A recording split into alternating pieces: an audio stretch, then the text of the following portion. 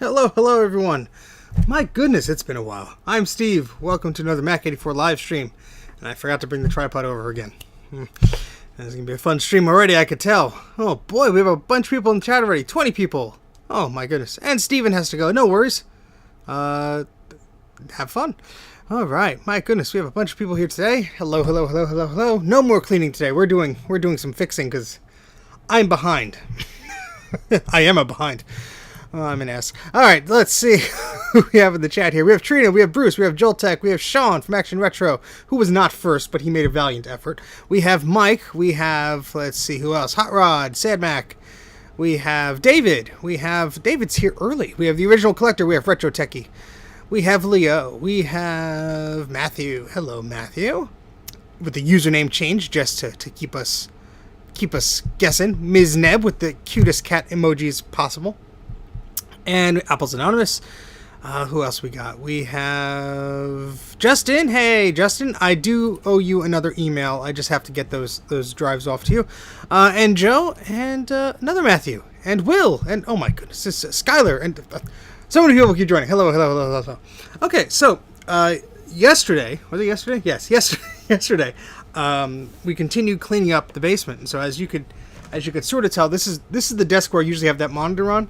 And, you know, there's the trash can and a keyboard and some other junk on it. But much bigger improvement from yesterday. So that is where I usually have the second monitor.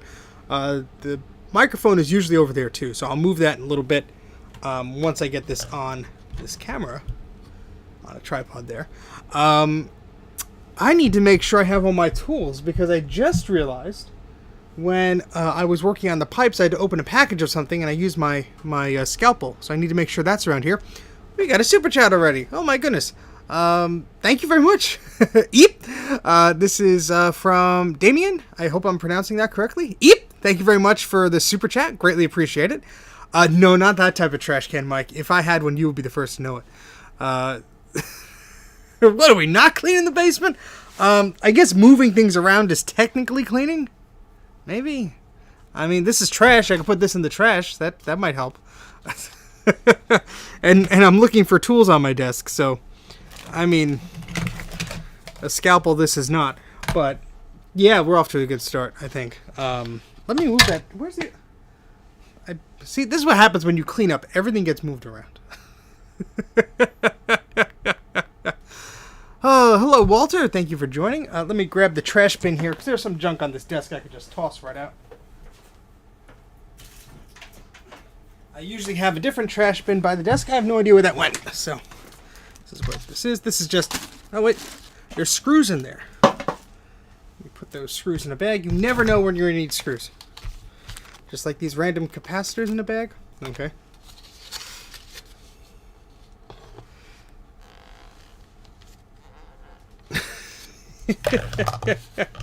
There's some good quality trash in there, Sean. I assure you. Okay, so let me put this in here. Hello, Tech City. Welcome to the chat. And anybody else I did not get a chance to say hello to? Well, hello. Okay. Who's doing the Twitter things to me? Nobody tweets me all day, and then as soon as I sit down. That was about a quote. Okay, yeah. So I am, just like Bruce is, I am a bit behind on a few things, as you could likely tell. So I did promise some quotes for people. I just have not gotten a chance to do that yet. Let me get my tripod too, so you're not staring at my chin for the whole stream. Very prepared, I know.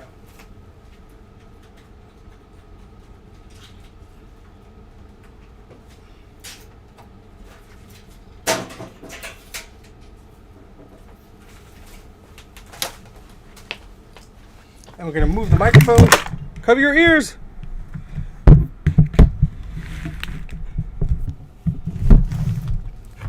There we go.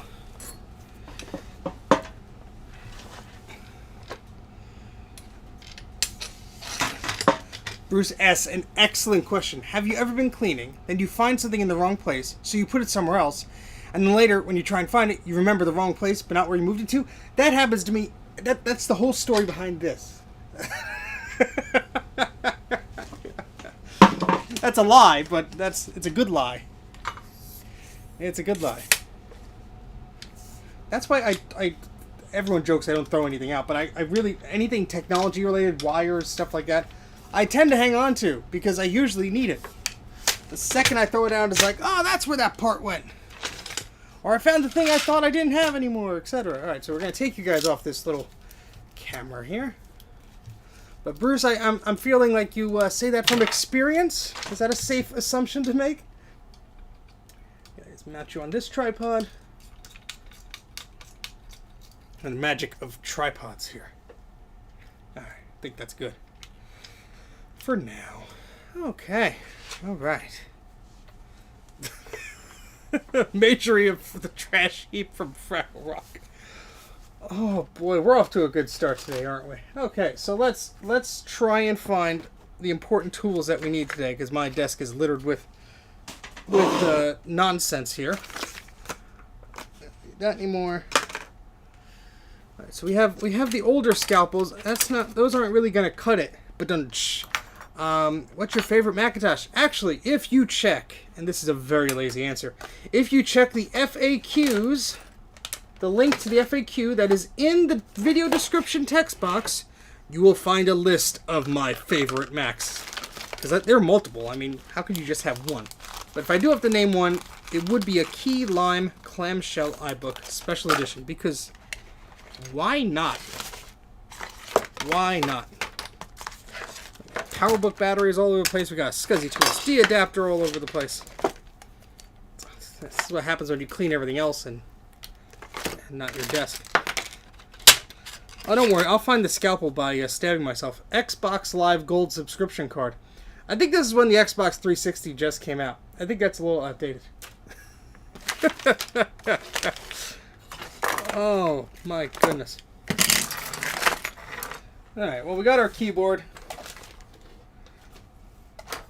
I guess we could start looking at stuff, but I'd really prefer to know where the heck the scalpel is. Because I'm going to need that. And I have a bad feeling it's just over there. But you know, I'm gonna check one more time, and I'll turn the camera around so you could watch me walk, so you're not bored. No, that Xbox card belongs in a museum.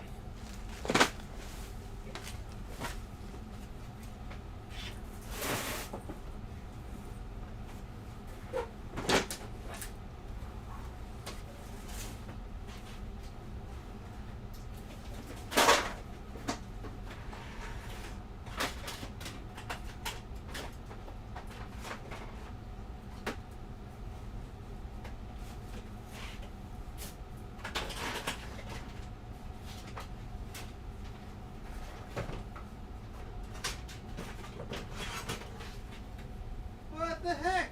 Oh, I found it. Yay!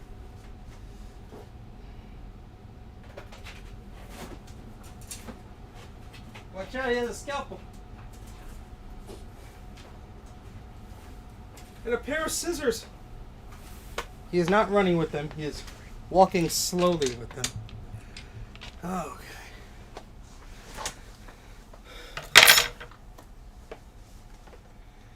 Alright, well, I don't have any liquid cooled Macs. Well, I have one, but no, I do not have every cube in Jersey. There's two on the shelf. How is that every cube in Jersey? Oh, gosh. I think Greg has more cubes than I do.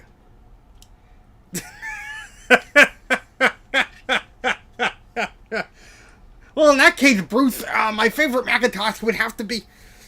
No questions. No more questions. Alright, let's... We're off to a very silly start today. Oh boy. Found our scalpel. Very important. Alright, so what we got? All my cubes are low end. They're all the 450 megahertz one. You'd think out of two you'd get one 500. No. Not the case. Alright, so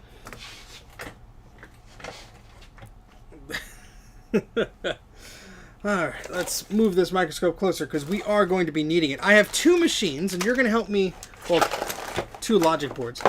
And the desk is an awful mess. I blame Bruce. Put this iPod Nano over there before it gets tossed to the ground again.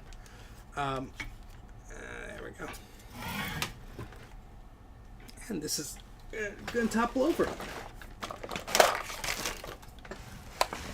I'm getting the big guns out right away here. I mean, I could put in a new CPU for the Cube. I'm just saying, stock, I got a slow one. I didn't say anything about upgrading it. Don't put words in my mouth. Alright, so we have a few machines here to look at. One I just had under the scope earlier today. So that is Hot Rod's machine. He's in the chat. That's a Macintosh LC3. Problem with that machine currently is I recapped it. There was some damage around the 3 capacitors by the power socket. And now it actually booted before the recap. Now when I do that, the power supply clicks. Doesn't do that on a working LC3 board I have, but it clicks on that. So that's going to require a bit more time, unfortunately. These things are never straightforward. I say this when people send in requests. I say this, multiple times. But it's worth repeating. As Bruce knows, and as anybody knows who's attempted any of this work, it's never a simple recapping. And I charge just for recapping, but then there's also add-on charges for trace repair and stuff like that. So my goal is, in the case of that LC3 board that he sent in, is to make a very, very, very educated guess about what's going on and try and understand what needs repair before I just go in and start doing a bunch of things and spending a lot more time and potential money on it. So that's why I have some LC power supplies on the desk here. And that is sort of the state of that. But that doesn't mean I'm ignoring it. I do work on other machines off the stream. I do have some work from previous clients that are still banging my head against the wall of. Like there's a few LC machines and a classic machine that just don't want their sounds to work, even with different sound chips put on there. So no, I don't have any next stuff. It would be cool to have, but I don't have any. Let's take a look at something first. That was a purchase, so it's not from a client, but it was a purchase from someone on Facebook. Some of you may have saw this in the groups. Their name was Michael. I'm not going to give any more information than that. But essentially, we have some stuff that he was going to throw out. And it's in pretty rough shape, just a little bit. Is that just a little bit rough shape? No, just a little bit, right? Just slightly damaged? Just a little bit? I mean, just a wee bit, I think. It just a little dust, I think. That'll buff right out, right? Just a touch. Yeah, yummy. So this, unfortunately, is a Macintosh SE30. And you could see where the battery used to be. It's over in this area here. And you're funny. Yeah, this is a mess. I'm unsure whether I have the skills to get this working or not, but this was going to be thrown out. It was going to be thrown out. So I said, you know what? I could use at least maybe a chip from it, maybe a port from it, something. Don't toss it out. And on closer inspection, I don't see any chips that have been removed from it, but this is not my living room, so we're going to take a look under the microscope for the first time. I have not looked under the microscope for this thing. But thank you all for smashing the like button. And we are going to see if... Is this plugged in? Is this not plugged in anymore? My goodness. Hold, please. Yeah, where's the webcam? Where's the USB microscope?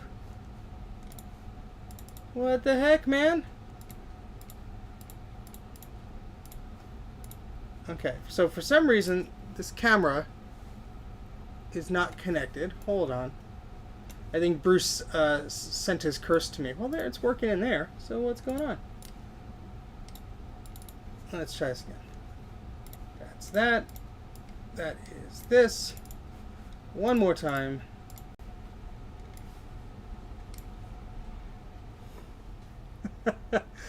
Oh boy. Well, OBS crashed on me. It might do it again.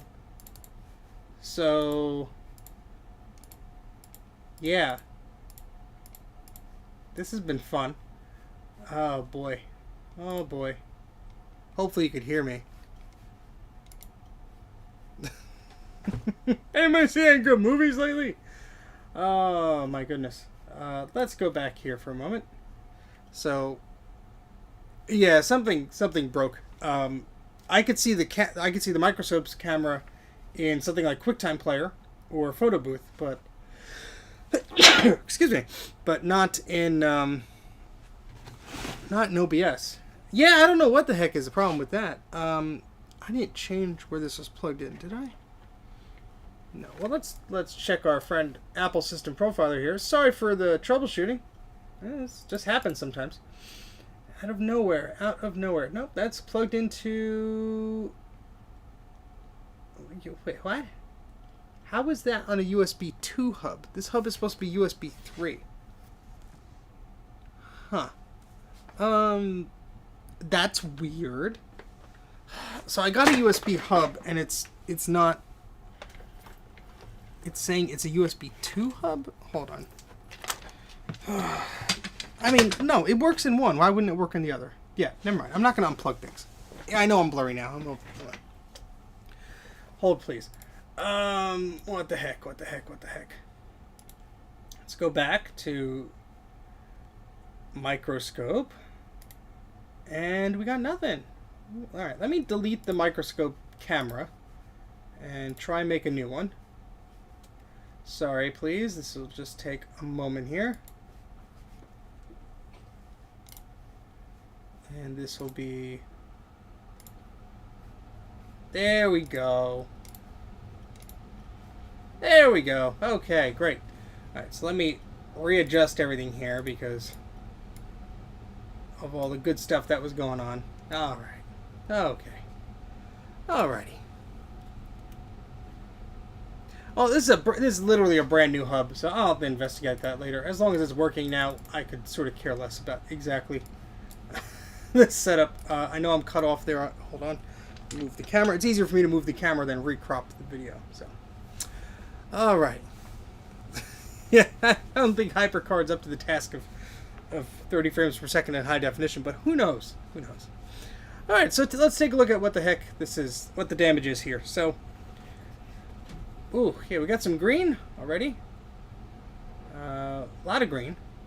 A lot of green. A lot of green. Oh my goodness. Yeah, there are chips under there. There's just a few. Just a few chips under there. Let me move this a little bit. There we go. Yeah. Yikes. Yeah, so Jay suggested I just soak this in white vinegar. I don't know if I just leave it in there. Well, Jay probably disliked the video and darted off. So I will defer my my question to the nice Australian man in the chat. But caramel apples. Yeah, I mean, this is just nasty. This is just absolutely nasty. And let's try and get all the crust into focus here because there's quite a lot of it. Yeah, I mean, you would approach this board very carefully because the second you start touching stuff with a scalpel, everything's going to fall off. As demonstrated by this idiot here with the scalpel. So, yeah, I think this board's a little bit more cursed than yours, Sean. I mean, it's not a contest, but, yeah. Oh, just very gently. Very cool mint flavor. Now with caramel, I'm just very gently, like, nudging this. Oh, that's wrong. This is just so wrong.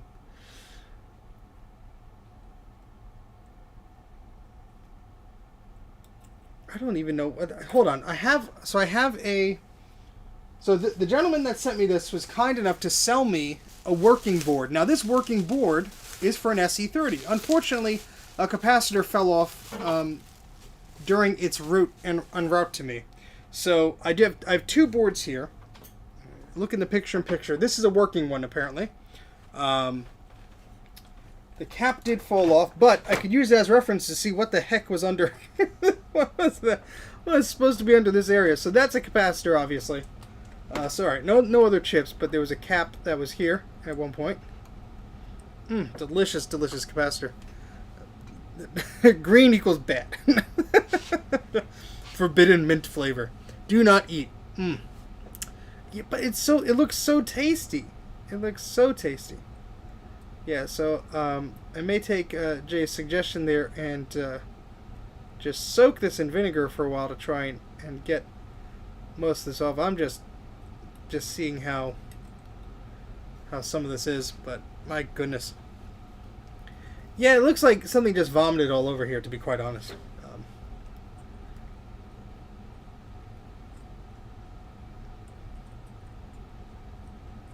It would be hilarious if we got this to work again. And that's the clip I'm going to use if we actually do get it to working yet. But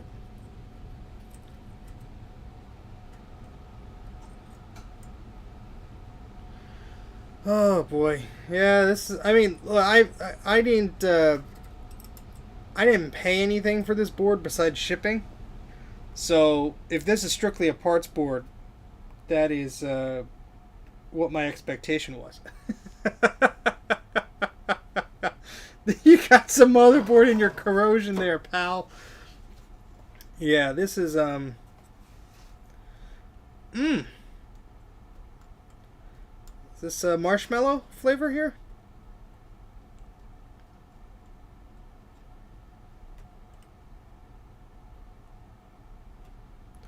More exciting than cleaning, I tell you what.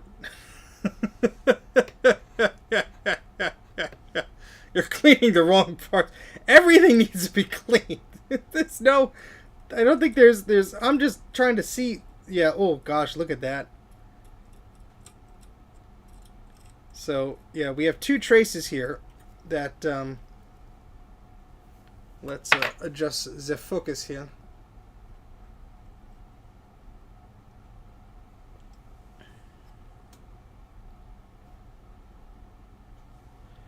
Really?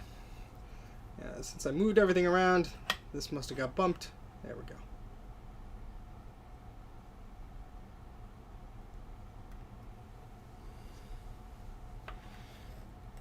Skylar, do it as quick as humanly possible. There is no time like the present, and there is no time to waste. This is a public service announcement from Steve telling you to get those dang batteries out. What are you waiting for? Engraved invitation? Because this is as close as it gets to one. Alright, well, I have the trash bin right here. Might as well... It tips some of this sea salt onto into that.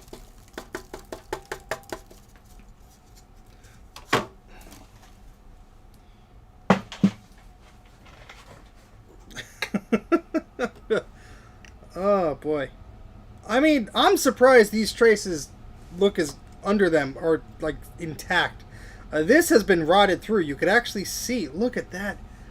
That is. I mean, it might not come off as obvious as it does here, but this is rotted through. There's a hole. There's a hole there. My goodness.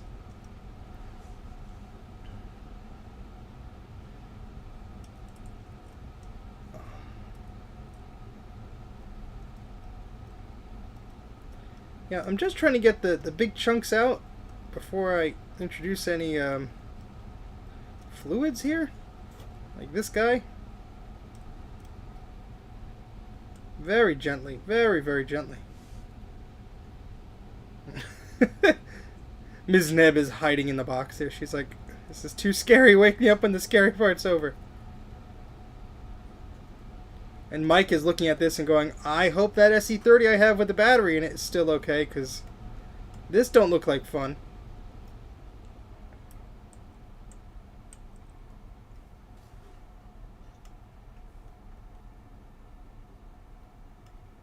Oh, it's just wedged in. It's caked. Where's Dana? It's caked! It's caked.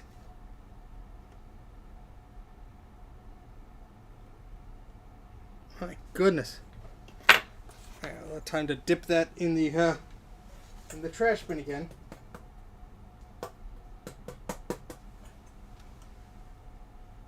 Oh, we got it's on the back.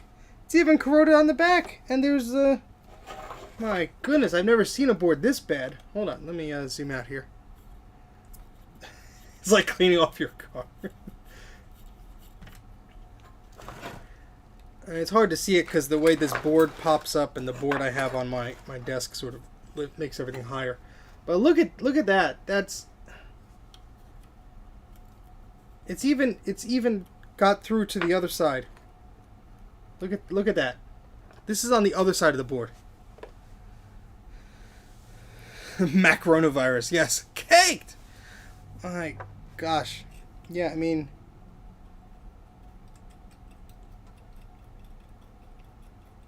I've never seen it go through the layers like that, and that's not the only spot. If I could fix this, but I can't fix one that looks much better than this, then we got problems. We got severe problems. Just redo all the traces. Just all of them. This is why when someone balks at like my pricing for recapping Macs, I show them a picture of this and go, yeah, this is why. Hey, look, you can still read the value. Oh, gosh. 47 microfarad, 16 volt. Well, that's what a capacitor top looked like. My goodness, you're all getting a first-class education of why we take batteries out of machines. Start with a new PCB. That would probably be easier. Oh my goodness. Sorry, I got all out of focus because I was... There we go. Let's make sure this is... Yeah, my microscope is kind of like tilted sideways, I think. So, it's not 100% level, but whatever. Alright, so let's keep trying to just get some of these big chunks out of the way.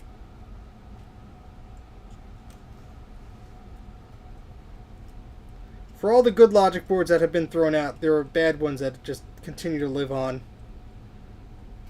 I think they just live on through spite, you know. Oh, well, there goes the top of that.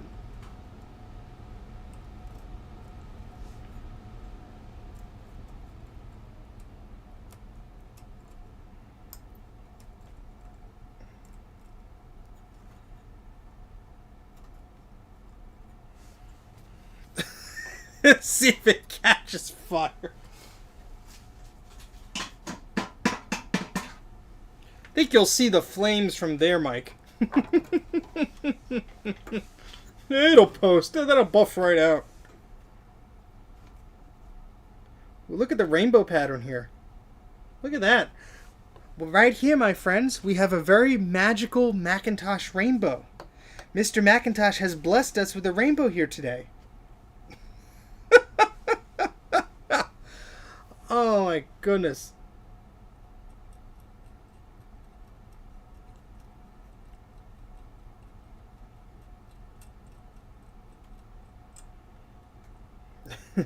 You missed this. This is exactly what you missed. This is a Macintosh SE30, which has had a very hard life. If anybody wants to retweet a picture of this out there, I think we'll get a lot more attention of just how horrible this poor thing is. I mean,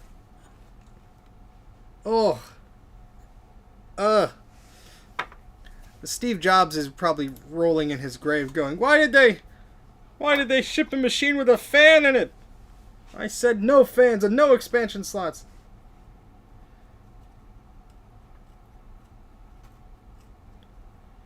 Well, that's what is this over here? This is a little chip, TL071. Well, I'm sorry, TL071. You are covered in garbage.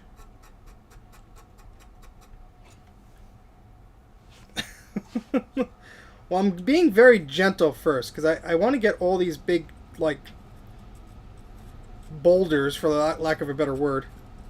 I want to just loosen up all of these. And get the big chunks off of this board first before I do anything else. So that's my goal right now.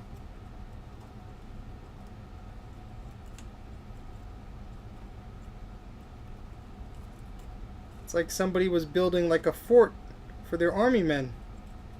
Like little dunes and little castles and things and whatnots. Oh my god, the hell is this?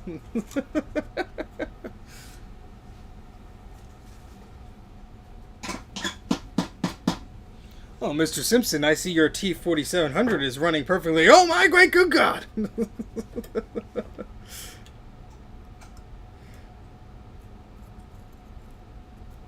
Oh yeah, this looks like it's the worst. So this is right where there should be a chip under here.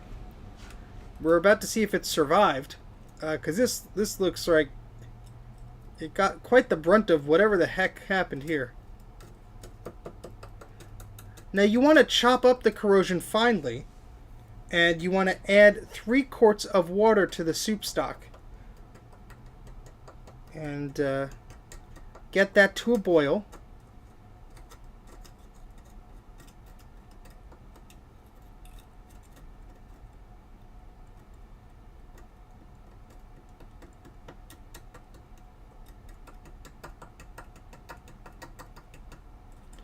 It's very difficult because I don't want to put much pressure on this, because I know pieces are just going to start falling off the board. And although this looks horrible, I don't want to break off things I don't have to break off, of course. Yes, remove the battery, folks. That's the lesson here for today. That's the Steve Says lesson. Remove those batteries. Get those batteries out.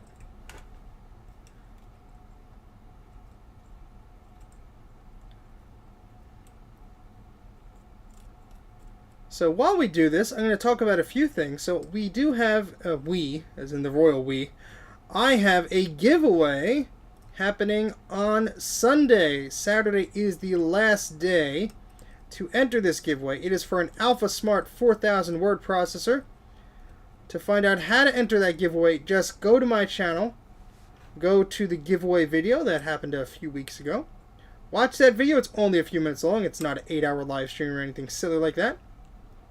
Follow the instructions and you'll be entered to win an Alpha Smart 2000 word processor. It's a fun little unit. It does exactly what it says. It's a word processor, but it has an ADB port, so you can use it as a keyboard. It also has a PS2 port. So that is a very neat little retro item to give away. It is in excellent condition. It contains the battery built in and everything. Yes, the giveaway is international. If you watch the video, you'll see that, but with the caveat of you may have to assist me with paying for shipping and any custom fees or whatever the heck you got to pay for, that's out of your own pocket. I will pay a certain amount of shipping, and then after that I will require assistance, because shipping stuff outside of the country sometimes gets very expensive. But you are welcome to enter, and if for some reason you win and you just you don't want to go through that hassle, I will pick somebody else. But let's hopefully you just be wary of that. So if you do win, just be prepared. Oh my goodness. I don't even know. I can't even tell, like, what's the board and what's the corrosion. Oh, boy. Thank you very much, Trina. That's very, very, very kind. Hello from Canada. Well, I know we have a few Canadian viewers here. So hello from the merry old state of New Jersey, your neighbor to the south. My goodness. This blade is going to have to be replaced anyway, so. I don't even know what I'm cutting into. In fact, I'm going to move the trash can closer to me. My goodness. Actual work. I know, Jay. And just look at the beautiful porridge that has been spilled on this board. Got some raisins in there. Got some coconut. Got some curry powder.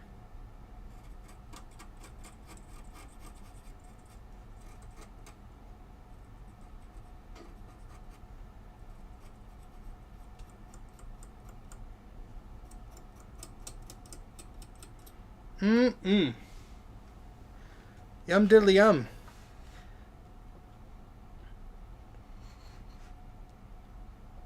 Oh, yes, Bruce. I post them immediately. I post them before the person's even won. I'm just psychic. Greg Roque has no excuse. When was that giveaway, Trina? What time last year was that giveaway? I mean, sorry to public shame him, but he's had. I hope you've been messaging him constantly on the social medias. I mean, at this point, it's just ridiculous. You have a question, feel free to ask. You found an old PC. Uh-oh, well, I have no answers there. Maybe the group will know. I'm not a PC expert, but we'll give it the old college try.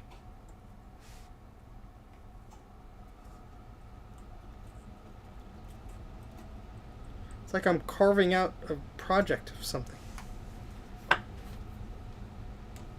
No, do not use toothpaste. Thermal paste can be had for as little as $5 or $10. You don't need the fanciest stuff. You don't need to buy Arctic Silver Extreme Ultra Blast Flavored Edition. You could just buy cheapo thermal paste just to last you for now. $5 or $10 should be able to do the trick for you. Don't use toothpaste.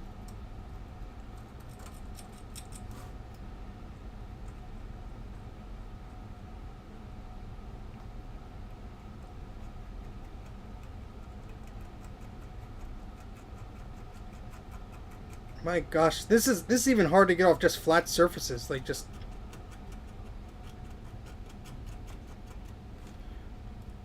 look at this capacitor. Oof. And that probably lifted a pad. Way to go.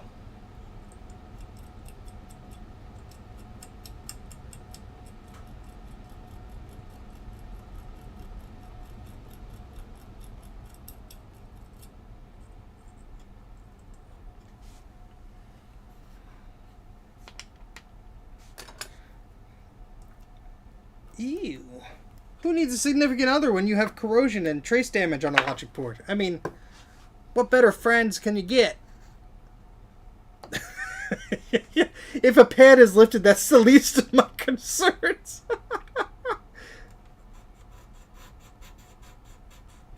What is he doing? Oh my gosh, what is he doing? Yeah, I don't think adding heat to this board would be a good idea. At least not in this state. This is just like go up in a ball of flames. Words are hard. Words are hard.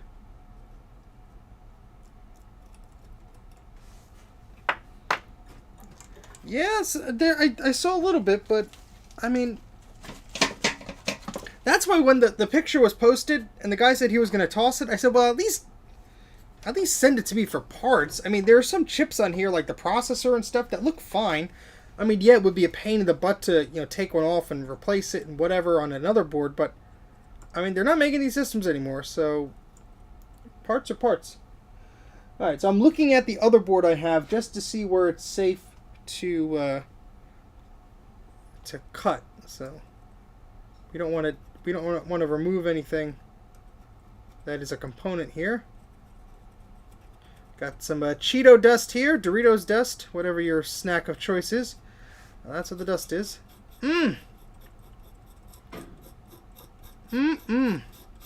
What is this, some cumin? We got some chili powder here. Hello, Adam. Rest assured this is not your board. My goodness. Did you get your goodies in the mail yet, Adam?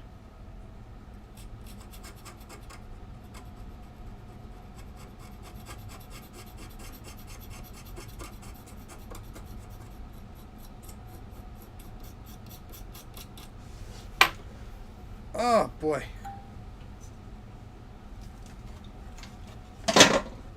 This board is just...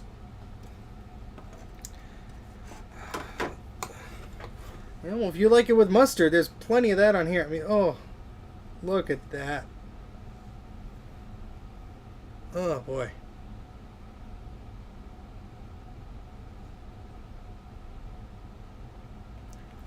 Just make sure you use a first name and an email address. That's the only... I just need to be able to contact you. That, if you make it hard for me to contact you if you win, I may be inclined to skip you. Maximum length of entries? Just keep it simple. 1 entry per person. It's going to be randomly generated. No one's going to be picked on the quality of their answer of what their favorite computer is, etc. So.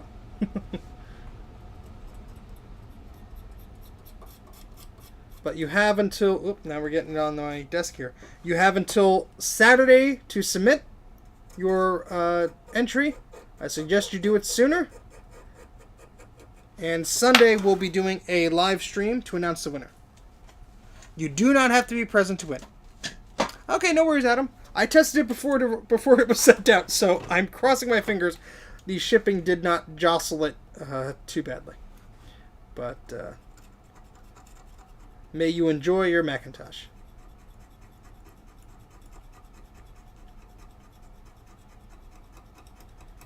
My goodness.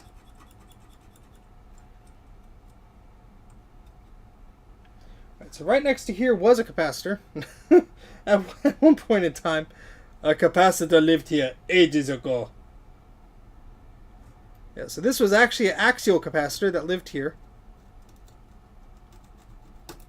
Yep, there goes the stem of it.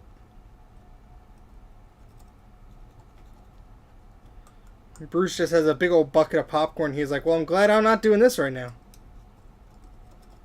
Now, to be clear, nobody sent this to me to repair. This is not a client's job. This is something that somebody was going to toss out. I would not accept work like this from a client because there is very little chance that this will be able to work without problems, even if it's all fixed up.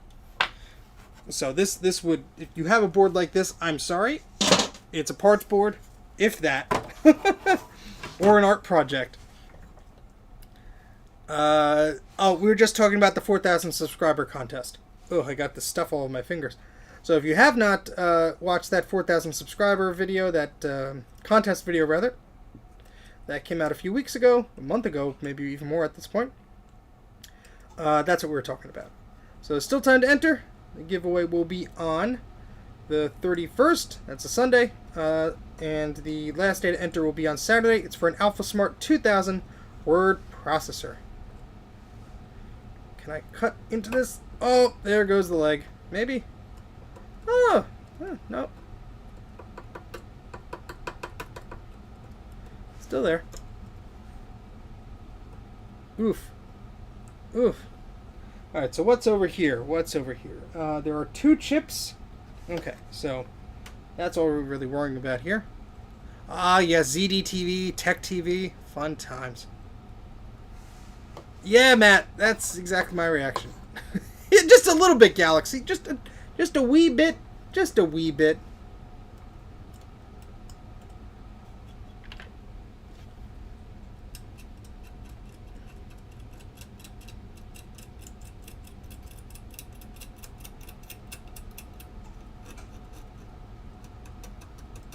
It's like an it's like an excavation over here. You know, we're searching for fossils.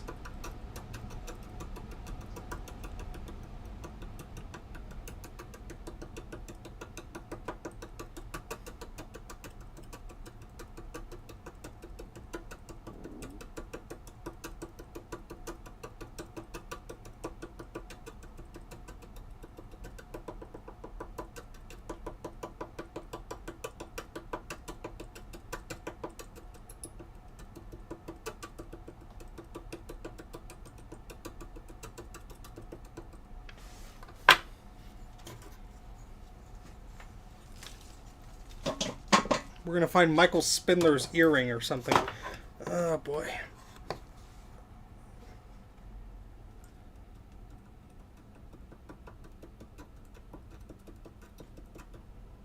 I just want to try and get some of the gunk off of here. Just because Fox Interactive, they made some okay games. Yes, it does. So I do want to soak this, but I did want to get most of the junk off of here first. So we won't be spending all the stream on this because, yeah.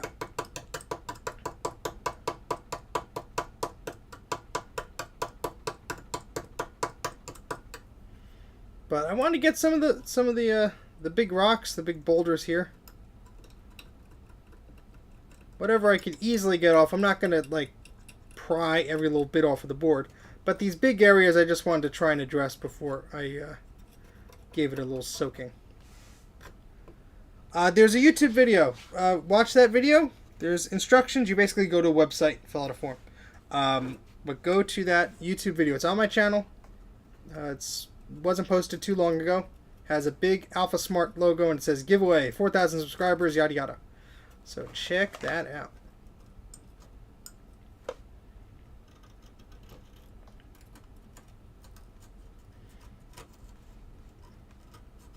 I feel like I'm like making a snowman or something.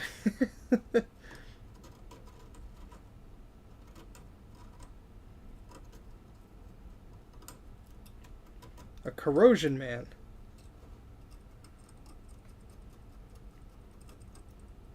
I'm sure this is all under the chips and everything. There's no way that this is not.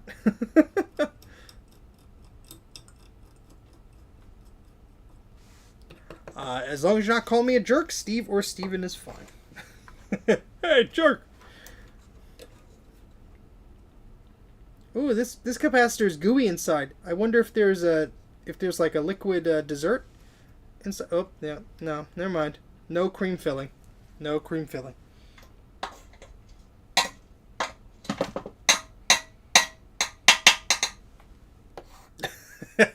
Hey!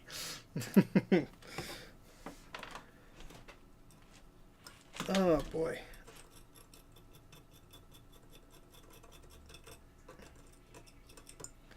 Yeah, I'm just trying to get these bigger chunks out of here. The other side of the board over here is not that bad. Well, not, I mean, it's bad, but there's not as many mounds of things.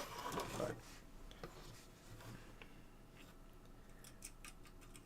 So any of you have a Macintosh SE30 or any older Macs like this, get the batteries out. Do not wait. Do not hesitate. Get the batteries out. Then get those capacitors replaced. You don't want to end up with a computer like this. Nobody does.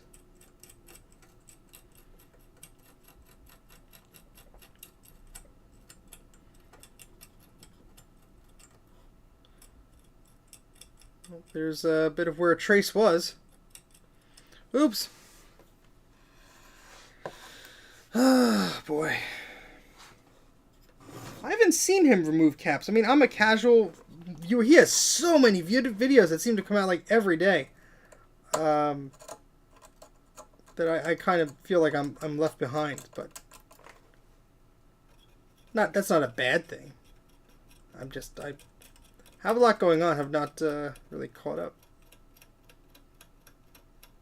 It's Adrian's Digital Basement is who I am speaking of.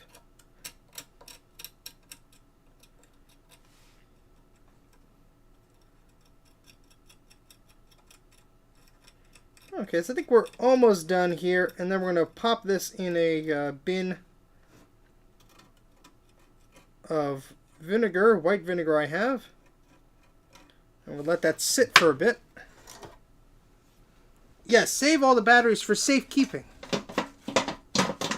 Not on the board, but in a weird bag that you keep in a drawer that you're going to forget about. So 20 years from now, when you're like, what's that smell? And you open a drawer, then battery acid goes over your hand, and you have to explain that to the doctor. Well, see, I saved these PRAM batteries that were 30 years old. And then 50 years later, I forgot about them.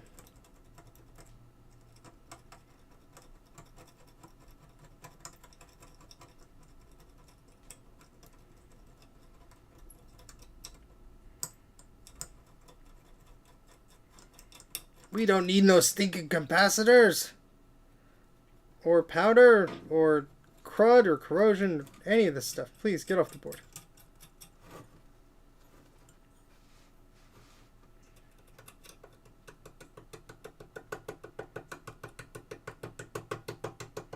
It's like a jackhammer. Brrr.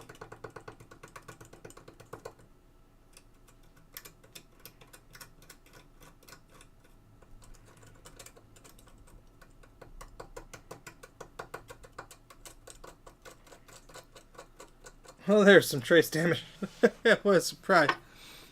Oh, boy. Alright, calm down, guys. The mods are going to ban you if you act like an idiot, so... And I have no remorse for them doing so, if you called it upon yourselves.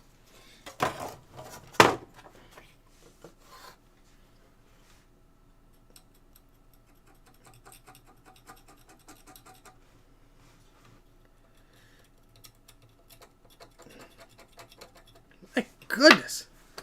Oh, boy. Okay, so what do we got here? We have some more junk here that I have to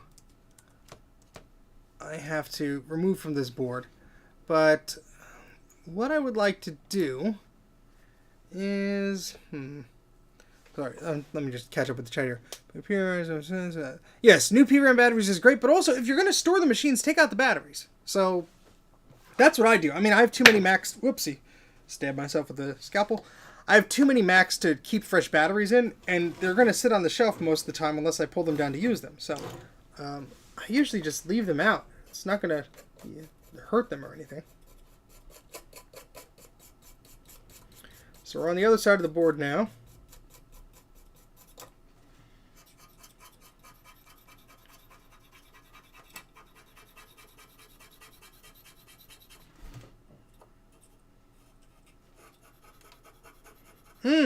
Look at that. Oh my goodness. This is the ROM sim. No, you didn't do anything, Adam. This ROM sim. Ugh. This poor socket. Oh my goodness. Just, look at that. Look at that. That's, oh boy. That's, that needs some cleaning. Oh, we got some, this is right where the battery is. So this is probably the worst of it. I should be wearing a mask. Corrosion. Delish.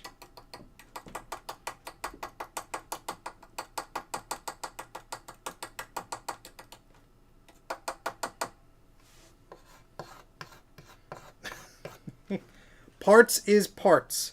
Parts is parts. Someone comes to me and they say, hey, I need a whatever one of these socketed chips is. I say, oh, I actually have one of those. Let's see if it works. And if it doesn't work, ooh, whatever. The board was free.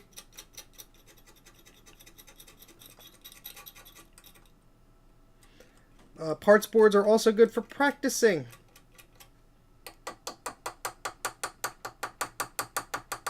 Want to practice trace repair or anything like that? You're not going to hurt the board anymore.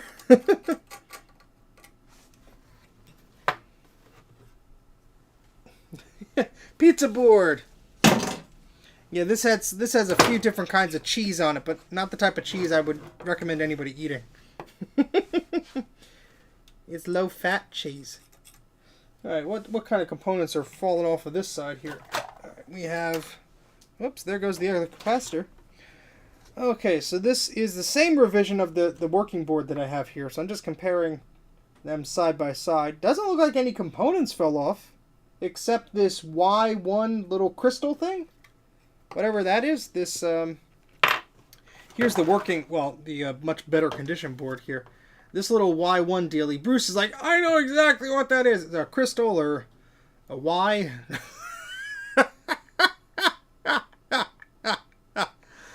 Oh boy, yeah. So that thingy over there, that is missing on this board. So yeah, that's one component that is missing.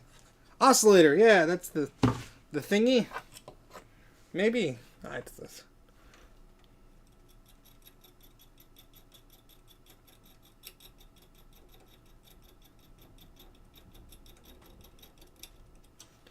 So there's not too many big chunks over here. Just, oh, look at the rainbows. Taste the rainbow!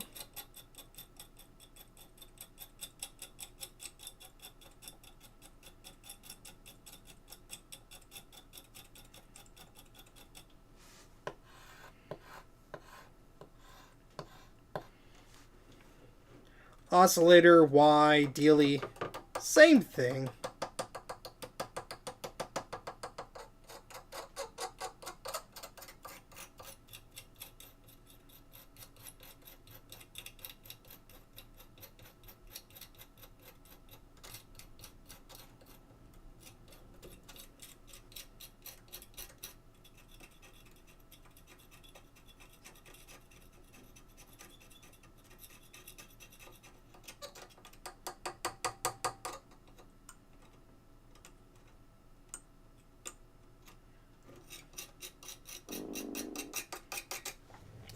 This chair keeps going. There we go. This chair keeps squeaking on this this bubble wrap I have there. How has the pandemic affected your life? Badly. Let's just say that.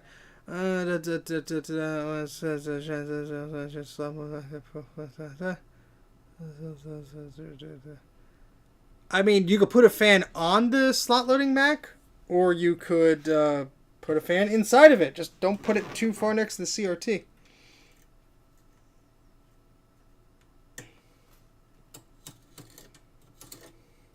Alright, I think we did enough damage to this board. Well, I'm obviously joking. I just want to try and get this little bit off, and then we'll dump it into a little bin to sit for a while. How about that? This is rubbish! I can't do a good Gordon Ramsay accent. Where's Dana when you need him? I mean, come on.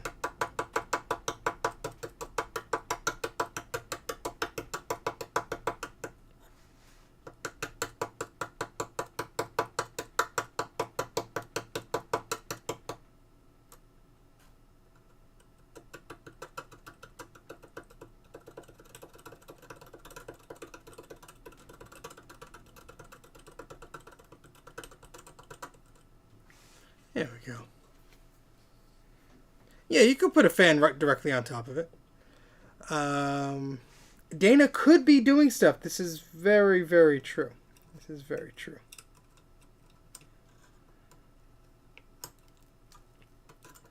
Well, that component just went flying off the desk. I heard that in the distance. That little piece of a leg of a capacitor or whatever the heck it was.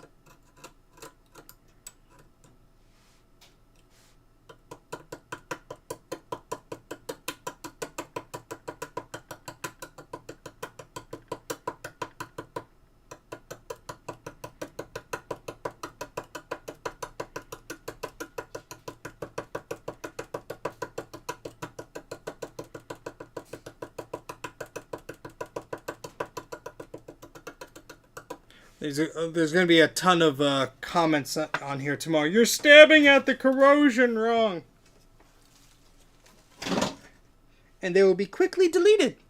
No, I did not. It's still in a box, Adam. But that will be used. Rest assured that will be used on the project.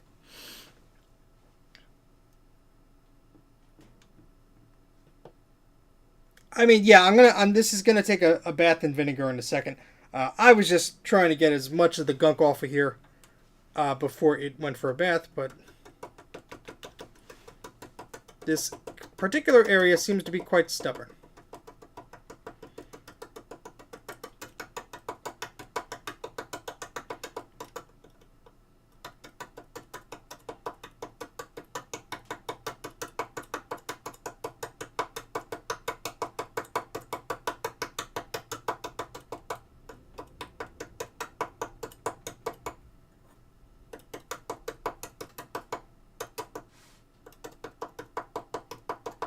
Don't try this at home, kids. I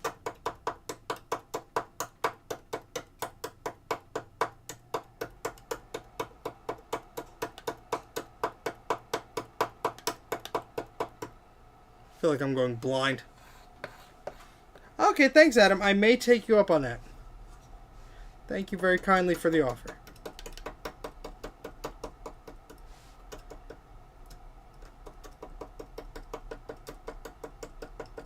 There we go.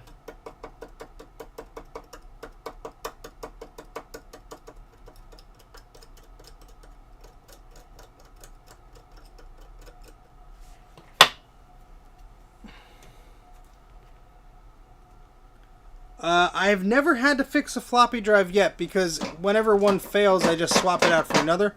I do know I could fix the gears on them and this and that. I just have not gotten into that yet. Same goes for the CD drives. I know there are some repairs with belts and stuff. I thankfully have enough parts where that is usually not a problem to worry about just yet, but I know others have contacted me with floppy drives that need fixing. And I just have not accepted those jobs right at the moment because I simply don't have the tools and I haven't practiced on my own. I do not accept repairs generally for things that I have not done myself yet. Whether it's analog board repair or something like that, I want to do those on my own machines. I want to not play surgery with a client's machine if I've never did something very specific, like a reballing or recapping or something like that. Switch to a hammer. Ah, boy. You'd be surprised how many people watch my stuff that aren't subscribed. Can you imagine that? So if you're not subscribed to the channel, please do so. I'm almost at 5,000 subscribers. If I get there, I am giving away not one, but 2 AlphaSmart 2000 word processors on Sunday. So there's some incentive if you have not subscribed before.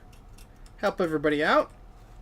I assume most of you have subscribed. That's probably how you found the stream today. But just a little bit of a reminder.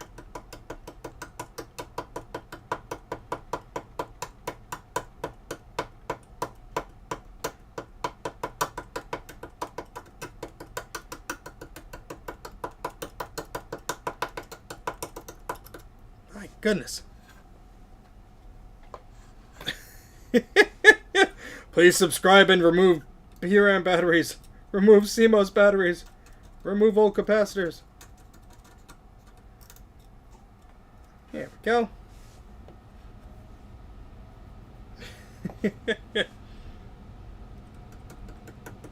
If Mike comes over with a hammer, this board is beyond salvageable then.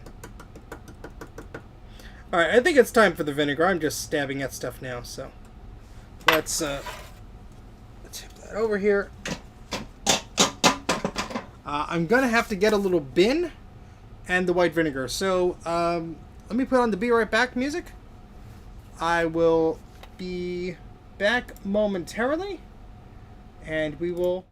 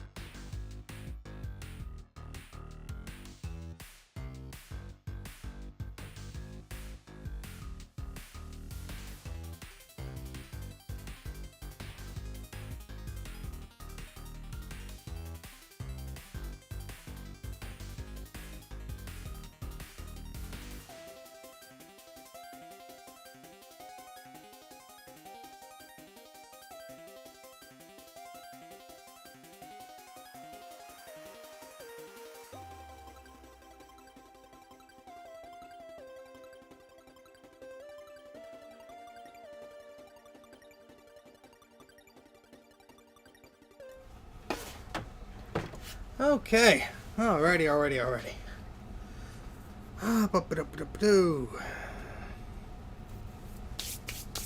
Okay, so time to clean this thing.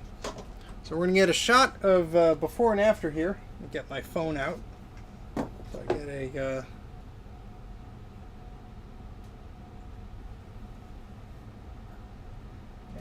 photo here.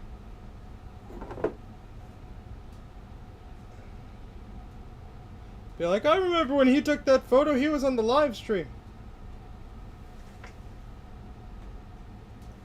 Alright, so you can see that's what it looks like now.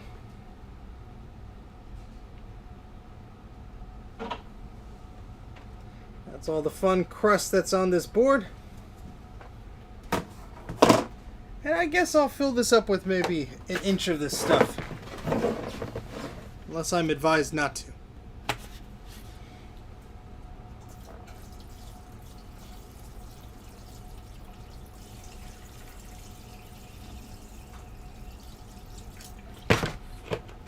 Delicious.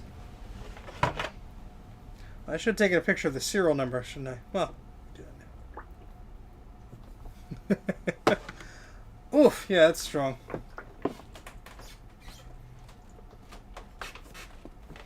So we'll just let that soak for a while. We can put it on the desk next to me. It's just so weird, just seeing this. Actually, is there room over here? Yeah, let's just put that over here.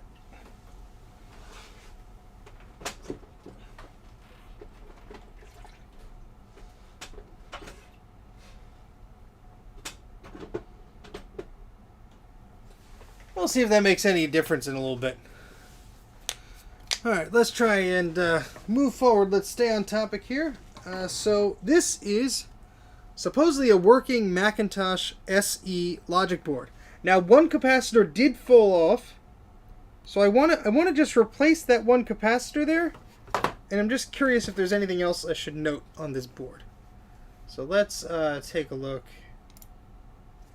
at this here. Let's take a look at some of these caps. Yeah, it's not the happiest capacitors, but obviously we've just seen far worse. Here's where the capacitor fell off, and it seems to have taken the trace in the pad, potentially with... looks like someone tried to fix this already.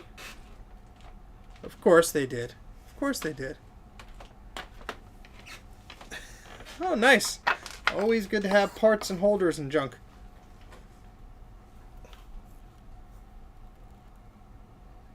My goodness.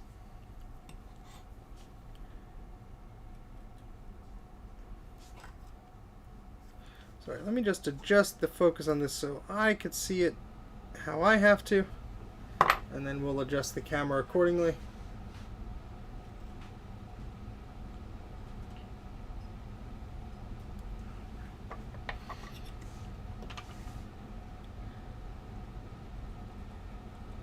Yep, that's where pad used to be.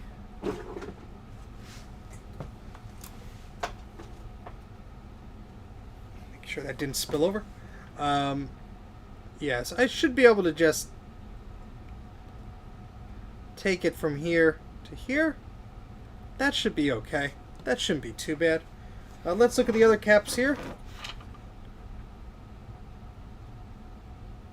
I mean, honestly, they don't look too bad.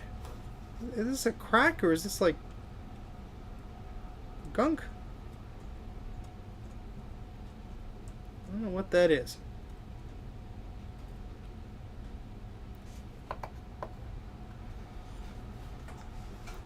Well, that capacitor was like had fallen off the board when I got it, so who knows what the heck the story was. Now this is a little crusty. Where's the? Yeah, I don't know. Somebody put glue on this or something, or what that is. No, that's definitely some corrosive gunk. I don't know if a battery busted, and yeah, alright, so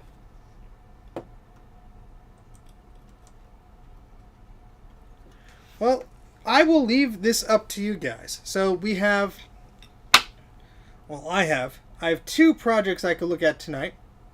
We could either start to recap this Macintosh SE30 logic board, or I have, I believe this is from another person who sent something in.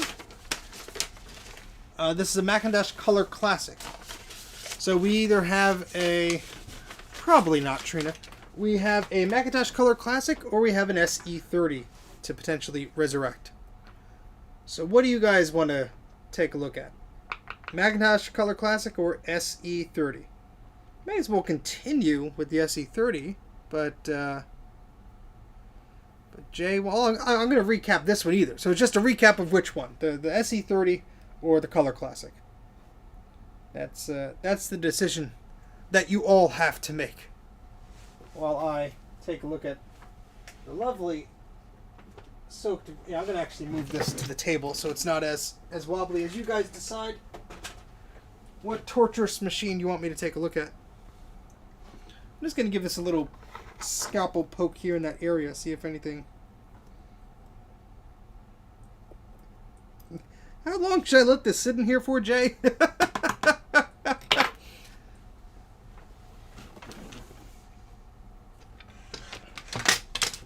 It is awfully strong. Let me move this camera out of the way so I don't trip over this.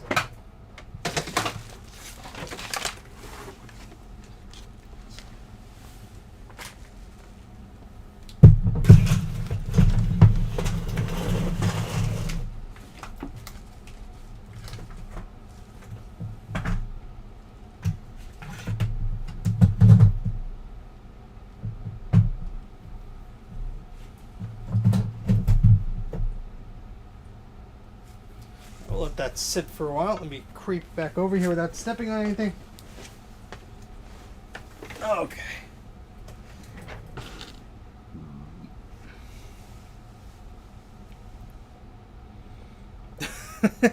Oh, I could walk. There's just, you know, I have these slippers on, and whenever I have slippers on, I'm always afraid I'm going to step on something and break it. So I'm always extra careful. So. So we got a lot of votes here. So we got most of the votes are for the SE30. So the SE30 is currently winning. I'll give anybody else a chance to put in their last minute votes there. I'm not cleaning. I cleaned yesterday. I'm so tired from cleaning yesterday. And even if I clean, there's no guarantee anybody's walking in this basement anytime soon.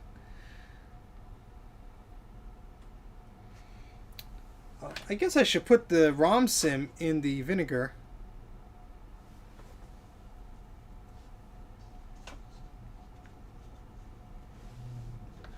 Yeah, I haven't done a Color Classic for a while, but I also don't have the case readily available to test it. This I have an SE right over there, so if I want to test it, I can. But I will warn you, if I start recapping either of these machines, I may just put a bookmark in it and continue another day. But at least we could get the caps off and we could take a look at some of the stuff here. So I guess we're going to go with the SE30 then. So this all has plastic clips, which I am sorry to say one is already broken off for the ROM sim. But we'll remove that. Let me get a little plastic bag so I can put all the pieces in one place.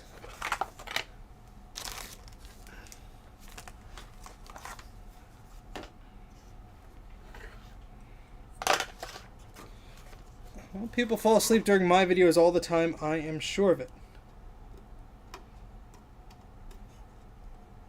Heck, even very interesting videos, if I'm like just in the right position on the couch, snooze land. Alright, so you guys are in the microscope view right now, but I'm just removing these memory modules here. I guess I can change the view. There we go.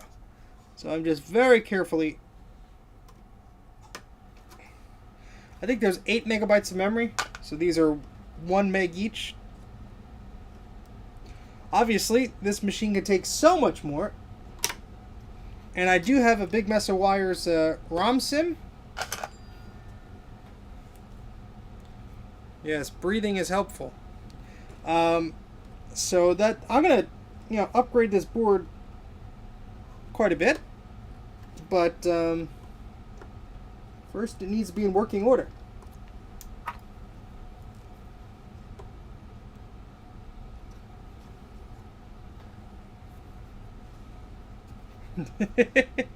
It's my soothing voice.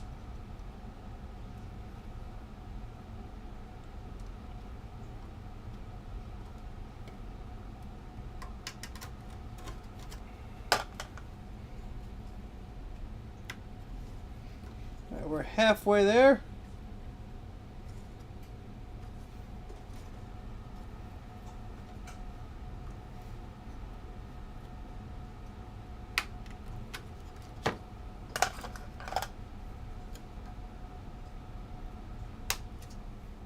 Yep.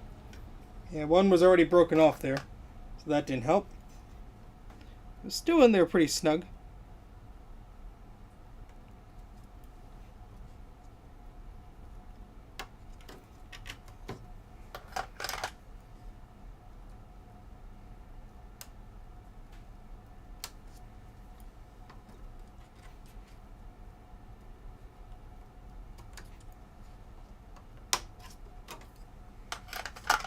Alright, that wasn't too horrible.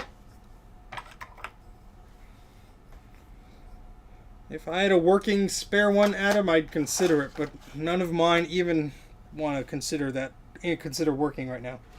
Okay, so we have 1, 2, 3, 4, 5, 6, 7, 8, 9, 10 capacitors to remove, and the axials look to be in good shape. I'm going to leave those on the board for now. You can always come back to those later.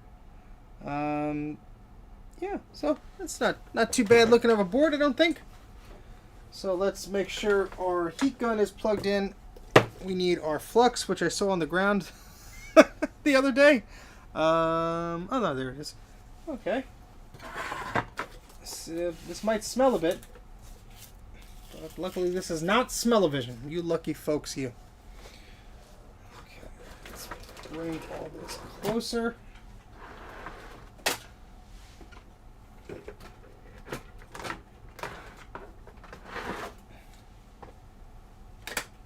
Okay.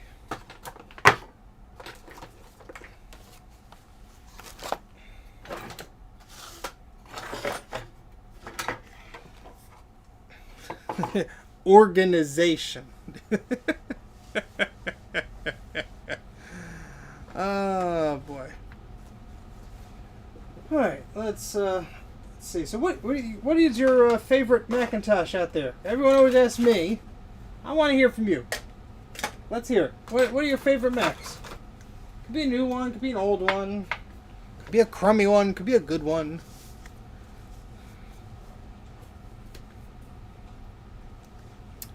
Alright, so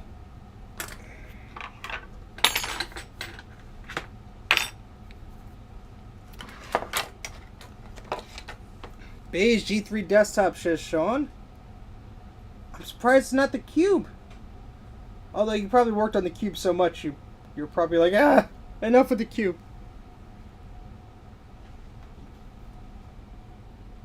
So I'm just putting flux around the capacitors that I want to remove. Cube and the tab, can't pick. 840 AV. Excellent choice. I wish mine worked. I really do. Alright, so I'm just putting up these little pieces of metal to act as heat shields to assist me in not losing any bits of plastic. Although this is my board, so honestly, not a big deal if it does. Let's hope these don't pop, huh?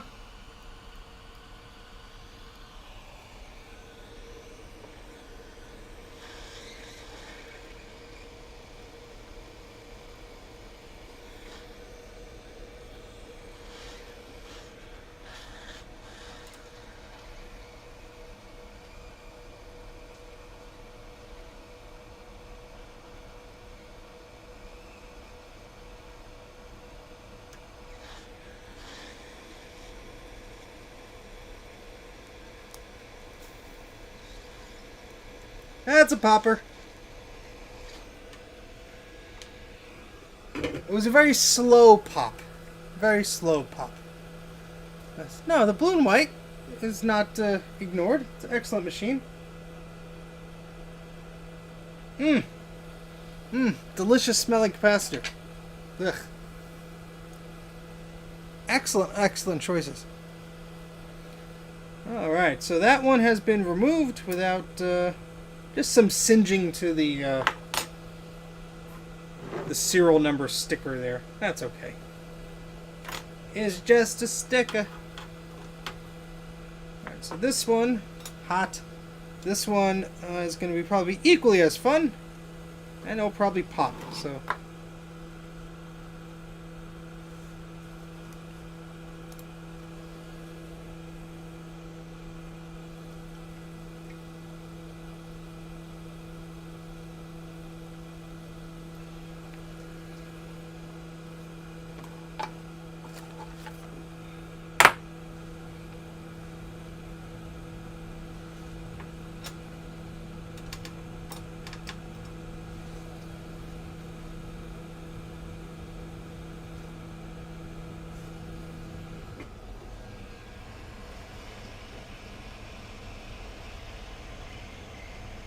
Oh, this is a stinky one.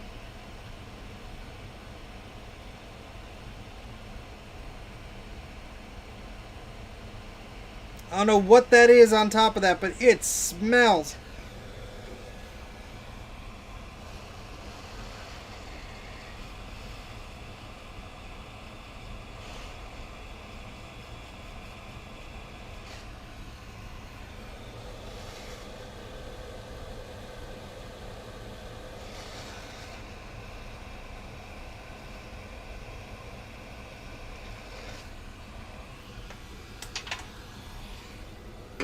Oof.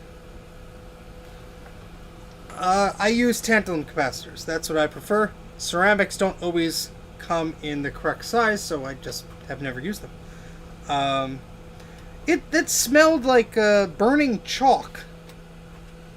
Have I ever smelled burning chalk before? No. But if I had to guess what it smelled like, I think that would have been a safe bet. But it's not too bad of where it once was.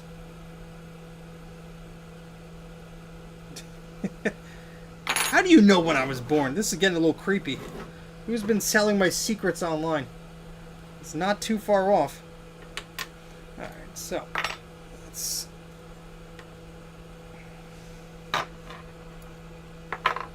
Hot! Ow! I touched the hot metal.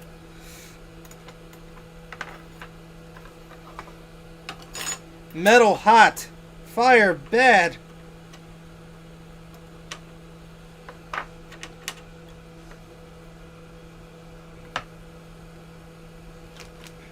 Where'd my regular pliers go?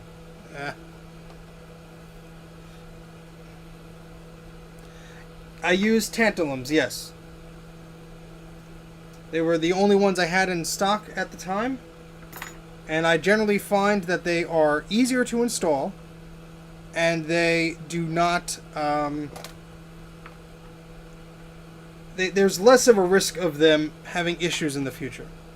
So that is what I do use, unless someone specifically requests I use something else. And then honestly, I would probably not accept that repair because I do not enjoy working with other capacitors. It's just not that's just not the way I work. And I am welcome to have my own preferences, but yeah.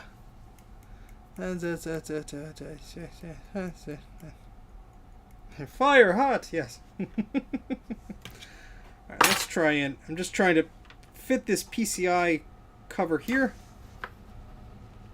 Bend it a little bit. There we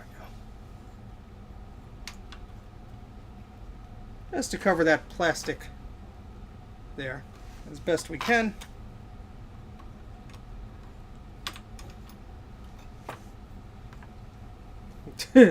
Fire indeed hot.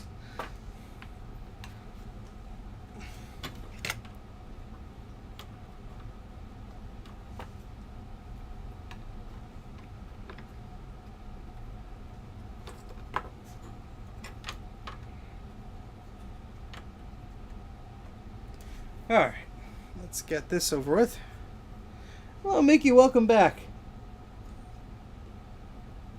So, Jay, I don't think I asked, or maybe I forgot to ask, how long should I keep that logic board sitting in the vinegar for?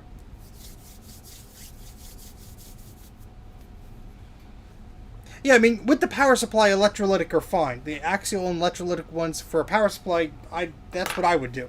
But for the logic boards, I prefer tantalum. It's just my specific preference here. Not saying they're better than anybody else or whatever the heck, but... Alright, let's get to doing some more damage here.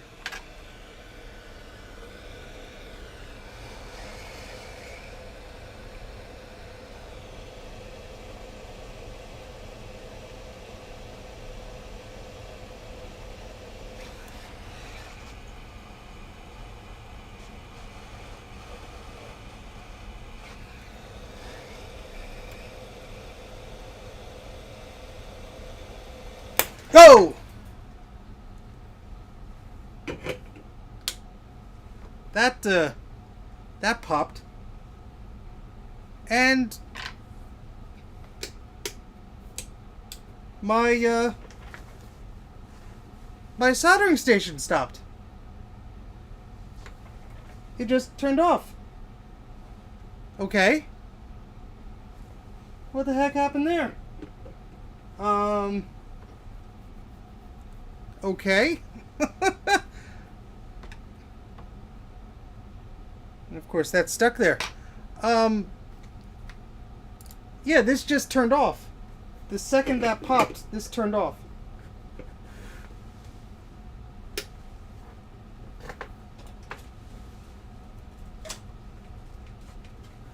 That's weird.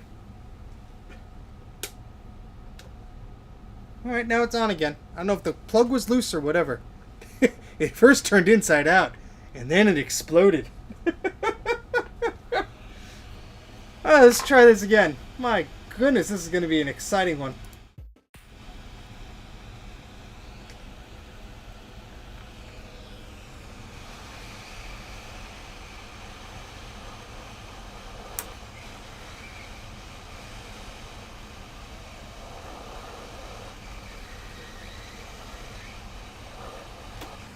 See, now I'm all jittery. Something's gonna go wrong. I'm all jittery. Thank you, Adam, for the super sticker. Greatly appreciated. Eep!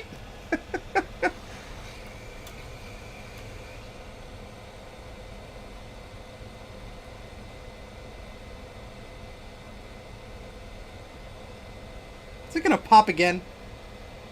Better not. Once is enough. Thank you very much, Adam. That is greatly appreciated.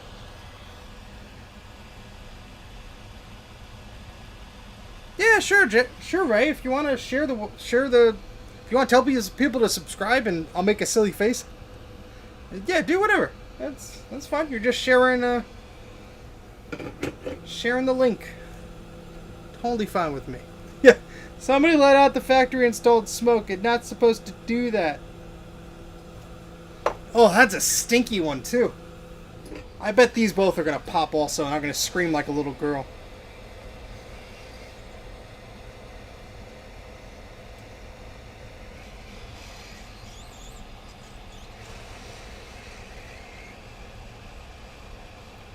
Whoa! Yep.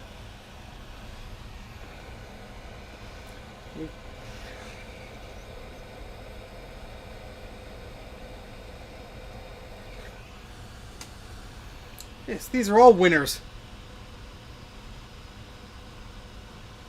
The factory also sold fish. That's a questionable factory.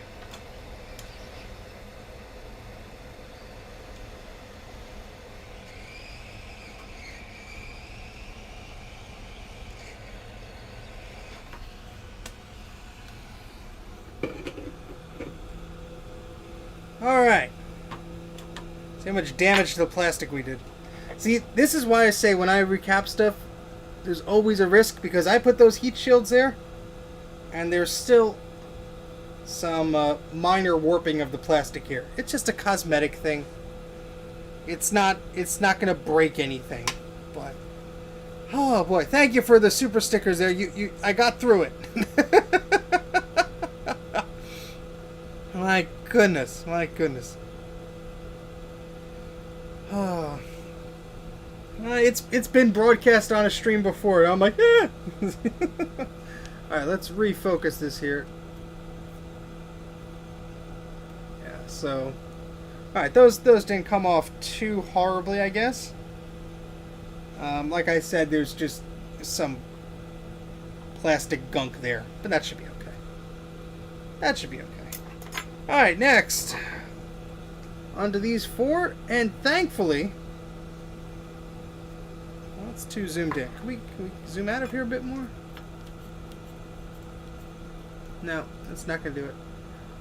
Thankfully, there's nothing really next to these, so I don't have to worry too much.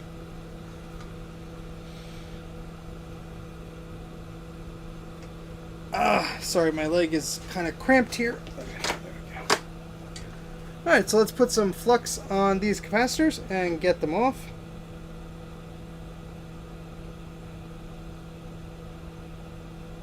Hopefully we don't have any more popping capacitors that scare the bejesus out of me.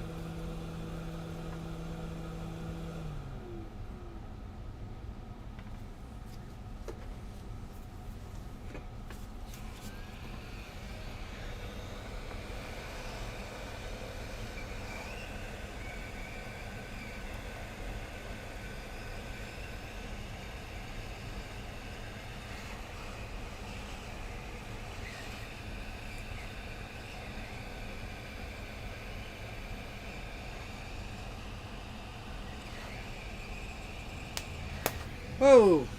A little bit of a pop there. Got some poppage.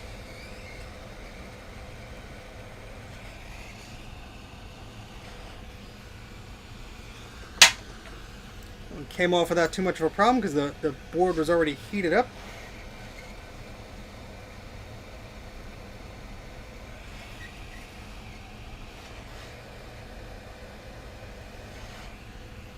Oh, this is gonna pop, I can tell. Yep. Up. Up.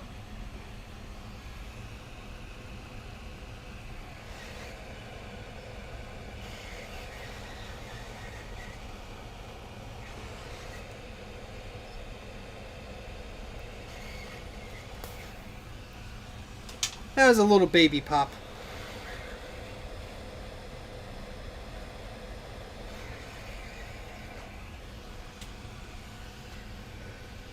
All right, so got some lovely smells in the air. Well, thank you very much, right? That is greatly appreciated, and that is certainly always appreciated. So, thank you very much. All right, so we have one measly capacitor on the board here.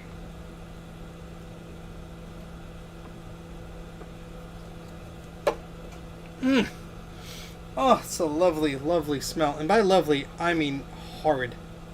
Horrid, horrid, horrid.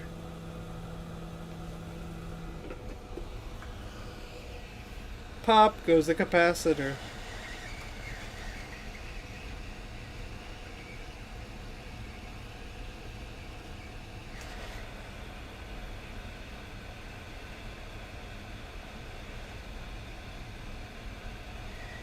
This one's gonna go too.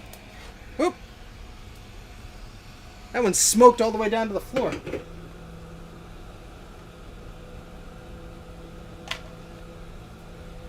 Okay. Doesn't look too bad, to be honest. I mean, there's solder balls everywhere, but could be worse. Could be a lot worse. Oof.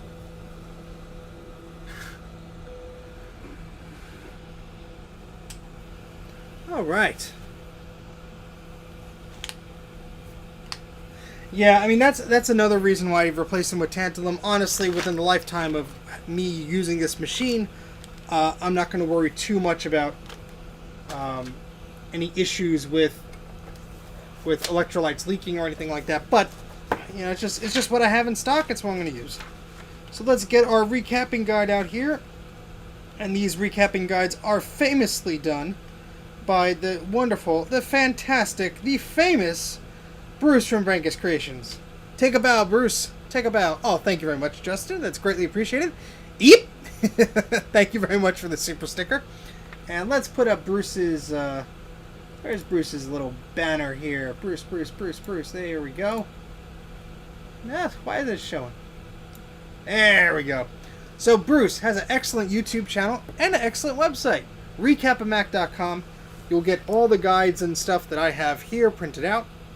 And he has excellent, excellent, excellent guides on that website. So be sure to check that out. This is a slightly different revision, I believe, for the one I have. So I'm going to go to his website and actually get one of the correct revisions there. Save me from making any mistakes. So highly suggest you check out his website. He's also selling SCSI2SD adapters for those of you who are near Australia. So that is something to check out as well. And of course, subscribe to his YouTube channel. He has a fantastic YouTube channel, which is amazing. Okay, so let's see. I think it's the same capacitors, just it's just a slightly different layout, but it would be the same.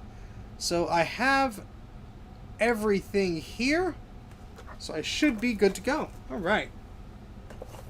So it's just that one small capacitor up there in the corner is the only one that is different besides the axial ones. So there we go. All right, so let's get back to the microscope view. And what we're going to be doing is cleaning up these areas. So where did that... See, my solder wick fell down at one point, and I didn't pick it up. So, so we're going to have to... How'd you fare hanging up that TV, Mike? Did you survive? I want to make sure you're okay. Let's see. Yeah, SCSI2SD are very, very nice to have. The version 6s are particularly quite quick. I installed one in my Quadra 800. I'm very satisfied with it. I'm just looking for that little solder wick I had on my desk. It tumbled away somewhere, but I swear I put it back up here. But yeah, Bruce's guides are excellent. I don't know what the heck I'd do without them. I know what I'd do. I wouldn't be doing these. Alright, let's take a trip on my desk to find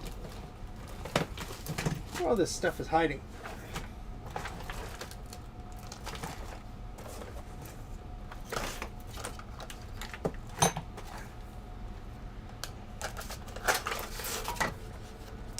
Oh boy.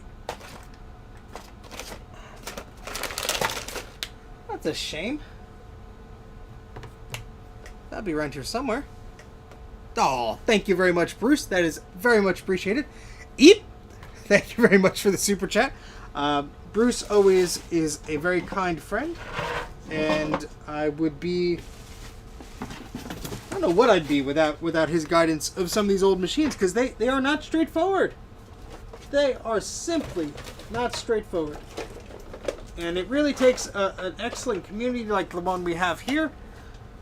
And that includes everybody from the Mac84 team, everybody on those Facebook groups that give excellent responses and in-depth answers. Anybody who wants to be a grumpy Gus or a mean-spirited person, well, you're not allowed to have fun in our sandbox.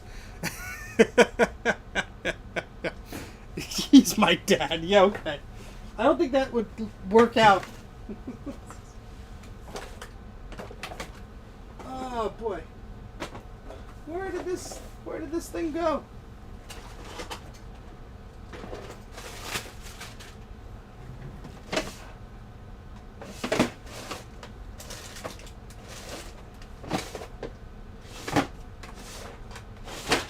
Of course, this is the side of the basement I did not start to clean, so that board is in the bin right now, in the bin of sadness. No, that is in the white vinegar bin. Oh, it's okay to be grumpy. Just you know, let's just say there are some individuals on the on those Macintosh Facebook groups that are never happy. All right, so let's actually take a look. I'll take the camera off here first. I'm going to take a look to see if there's any improvement on that board that we put in the tub. So I'm going to take a little trip over here, and we're going to look and see how things are. I mean, looks pretty much the same.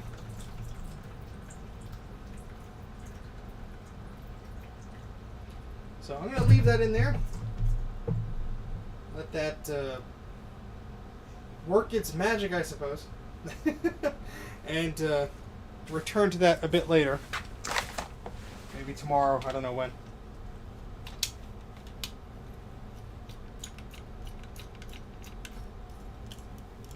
And yes, that's all the crap under my desk. Now, where the heck did this I see I have this little wick, but I didn't really have any luck with that.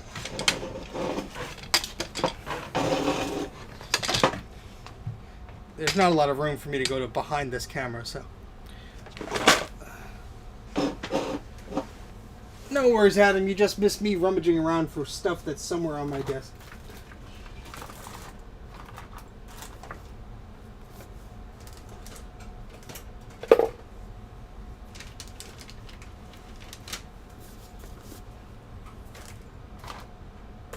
I have to order capacitors because I have Mike from Mike's Mac Shack gave me some power books to recap, a 160 and a 165, and I don't have the capacitors for that, so I have to order those.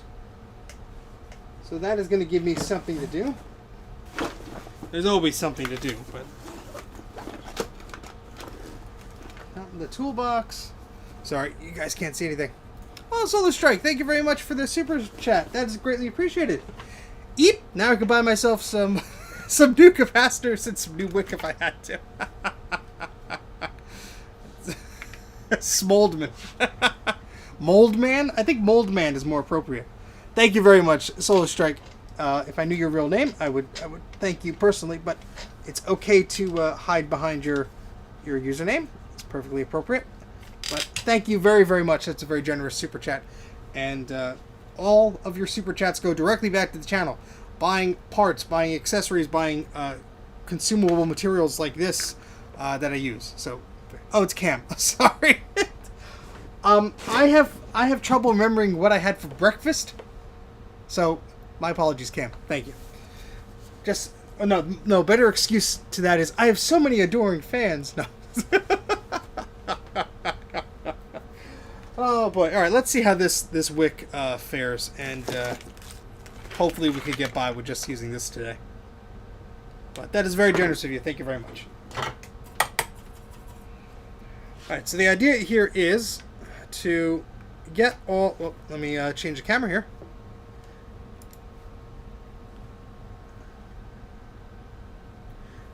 And make sure you guys are in focus because we're gonna be in this view for a while. So the idea here is, now mine's in mostly in the basement. The idea here is to get all the old solder off of the board here, especially when it has all this gunk and these little mini solder balls and all that stuff. Jay loves solder balls. Just ask him. And these little microscopic solder balls are just one more reason why when you're redoing these boards you need to really have a plan to clean them, because it gets very difficult if you're in a position where you cannot clean these with an ultrasonic cleaner and you have these little solder balls everywhere. So let me show you an example of some of these solder balls.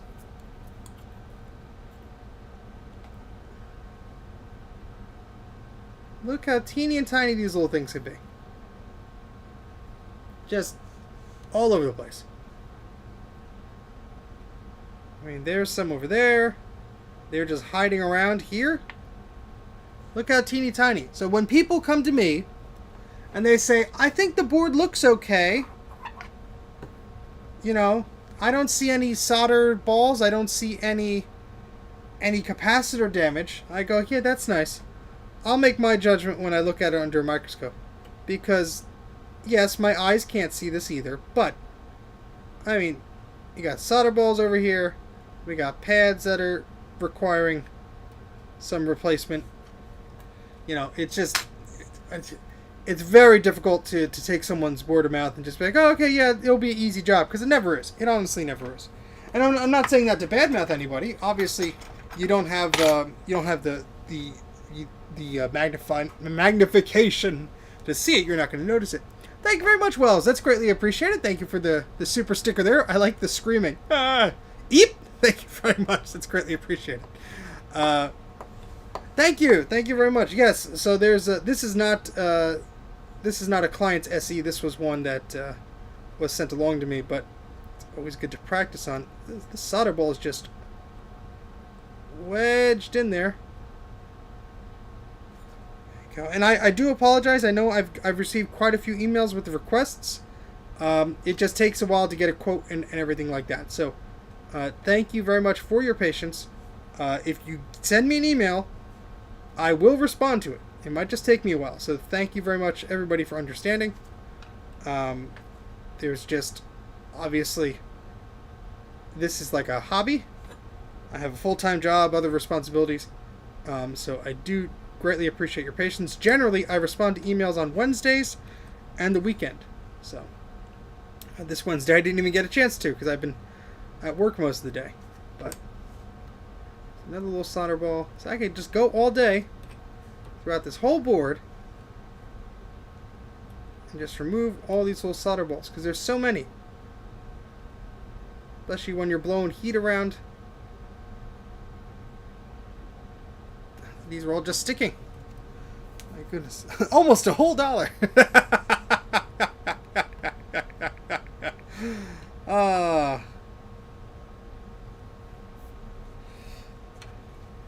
Hopefully, we'll be optimistic. Did you send yours in already, or are you waiting on a quote from me? Refresh my memory.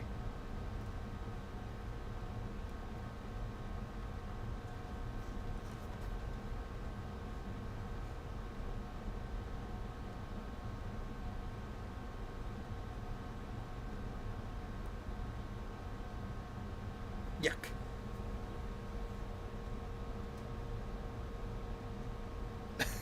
Yeah, Adam. I mean, so, and that goes for anybody who sends stuff to me. I generally, and this is why the prices may be a little higher than some of the other people who just recap stuff and don't test it or whatever.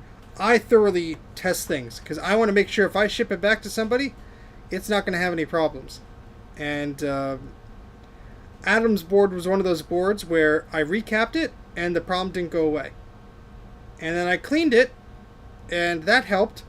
But, you know, additional work was required, and we eventually got it to work. But, I mean, not one board is going to be the same as the other. So, your best quack, if you please. Well, Jay, let's see. Whack. No, see that wasn't loud enough, but I think the tone was right. Let's try that again. Whack. No, see that's kind of like it, but it's like it's more of like a quack. There we go. There's your quack, Jay. Enjoy your quacks. I'm gonna have to expand my weird Macintosh noise repertoire there. Oh boy. See, when someone puts you on the spot, that's when you're really like, oh no, I gotta do it. I can't do it good. 3 for the price of 1. Excellent. Yes. Jay really got his money's worth there. Alright, so I'll get the rest of the solder balls out when we do an ultrasonic cleaning on this board.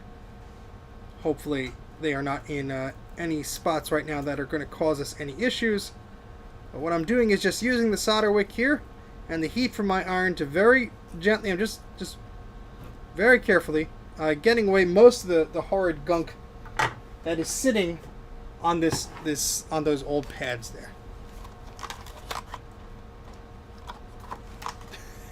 The droplet noise.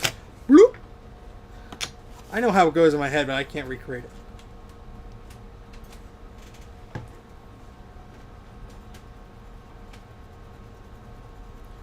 Those are cleaning up pretty nice. I mean, Still some gunk on them and such, but... Alright, so that one still needs some cleaning there. The indigo sound. I am not good at repeating the other sounds, so you're out of luck, guys.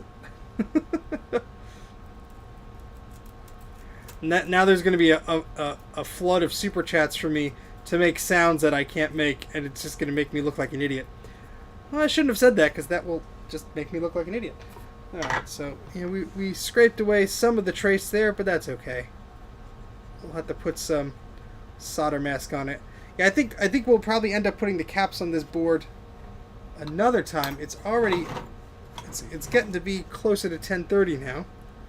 And I promised my significant other I would not spend all the time recapping after work. But that is a super bassy one, yes.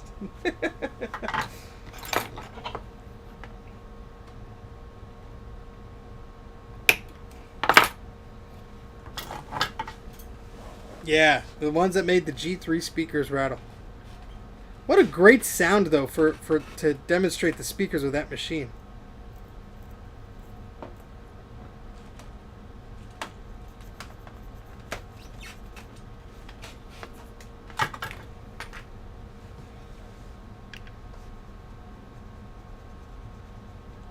I mean, one of these boards could easily take 2 to 3 hours just to take the caps off clean, put caps on, not even getting to testing or troubleshooting. So, that's why, to avoid this problem, remove those batteries and make sure that you take good care of the machines. I know not everybody could recap these machines themselves. I'm not suggesting everyone do. But do some preventive maintenance. Make sure they're stored in a good temperature range there, so you're not doing anything silly and making these capacitors age quicker. And make sure those batteries are out of those machines. Yeah, I found it's not the one I usually use, but it'll have to do. I don't think it's actually doing the best job here, but I didn't want to spend a half hour looking for my wick. And you can see all the little solder balls hiding in there. Jay, you left your friends here. They're waiting for their mom to pick them up.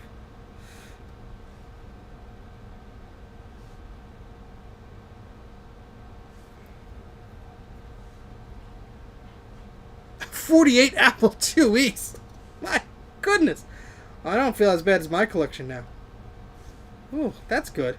It's always good to have that one person in your life where you're like, well, at least I'm not as bad as so-and-so. I only have one Apple IIe. I guess it would be nice to have another. No, Stephen, bad thoughts, bad thoughts, bad thoughts, bad thoughts.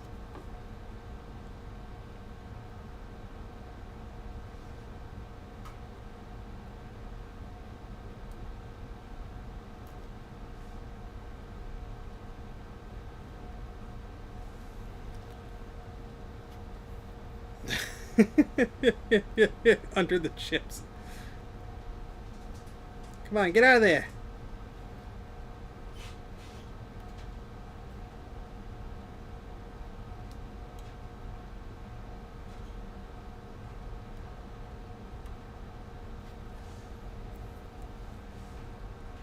That one was fun to get out, now wasn't it? Oh, we got another one here.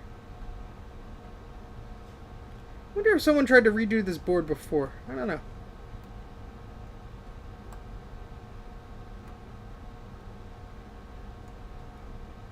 Of course, it's a ball shape, so it's hard to get out of. It's like you're playing miniature golf with solder and the little pits on the board. There we go.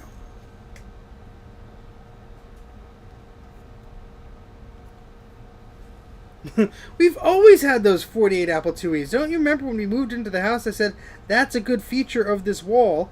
Inside it are all these Apple IIe's just hanging around in there.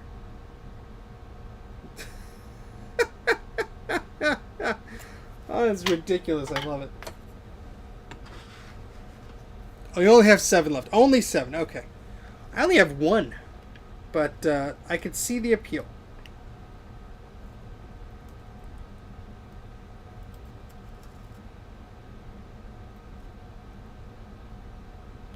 Yeah, this really isn't sucking up the solder like the other one, but it's also a dirty area. It's all... Oh, that smelled horrible. It smelled like a burning tire.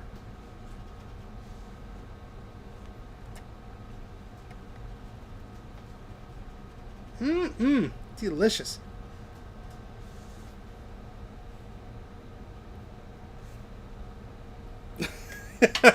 You're... I don't know, maybe. People will be like... People from Reddit are going to be like, oh, it's that Mac84 guy who spams his videos in the Vintage Apple subreddit. I don't care for that individual. You're soldering wrong. You're doing this wrong. Bring it on. Well, please don't. I get enough of those comments already, to be honest. Which is why I always say, I'm doing it this way. You may be doing it another way. And that is perfectly fine. Your way isn't wrong. My way isn't wrong.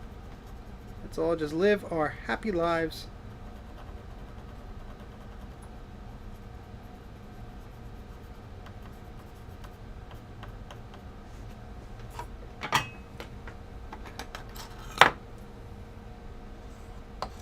Adam, I will not say no to that. I really don't have too much experience with an Apple IIe, but that would make for a fun stream. Obviously, if you don't want them, I'm not begging for them or anything. That would be cool to play around with. I only have one Apple IIe, and I have an Apple IIgs, and then I have the Apple IIe card for the Macintosh LC series. But I always found them fascinating. I'm trying to learn more about them. But, yeah, I probably would have. I probably would have. Those components are much larger, so much easier to look at under a microscope, I'm sure. I mean, look, everyone has their opinions, and I know I'm not, doing things the best way. Sometimes I know I'm not an expert, etc. But, yeah, there's always going to be people who hide behind their usernames online and leave nasty comments or things like that. And it's just, you have to develop a thick skin.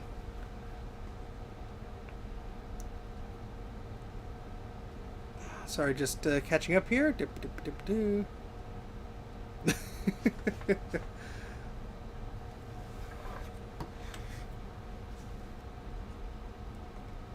All right, so that doesn't look too bad. I mean, we still got some gunk there.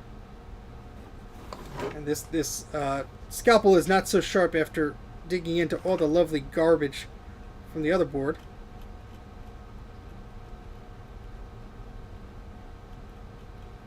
But that's okay. Oh yes, when you force them to crush. Then there's the dun dun dun. Yeah, the car crash goes something like. Scared the crap out of me. You know which one really scared the crap out of me was the glass breaking, because it was so loud. I remember going, "Oh my goodness, what is that?" Yeah, that was just a kid messing around with the computer. Oh, look at all these solder balls. Look at, we got a whole party. A whole party. Oh my god, that is a puzzle. Oh, look at this is Solder Ball City.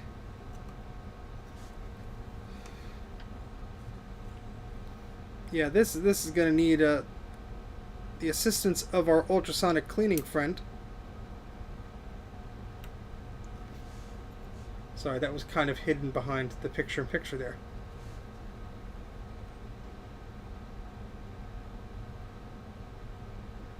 So the trick is to try and get it out from under the chip without, there we go, without digging it deeper in. Because a lot of times I will accidentally end up doing that, and then you either remove the chip or the ultrasonic cleaners are your only bet there. Yeah, just like this one. Well, I got some of it out.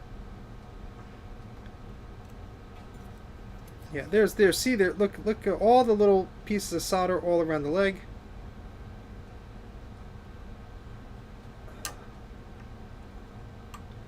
There's one over here too.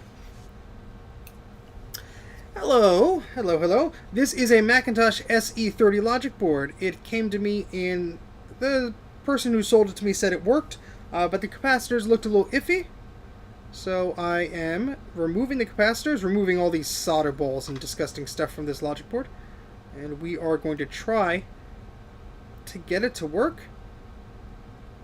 Hopefully. This may be a two-parter stream, but oh, look at that. I bent my brand new tweezers, but what else is new? And look at this big solder ball just hanging around there. Hello, friend. I see a hair. It's probably not mine. Yep, here's another solder ball. They look so huge under the microscope, but they're so tiny. These are very tiny. These little ones. That one came out quite easily. And I'm not going to get all of them this way, but, you know, if I see them, I'm going to try and at least grab them. Make sure nobody's fallen asleep yet. Sorry if you have. Wake up!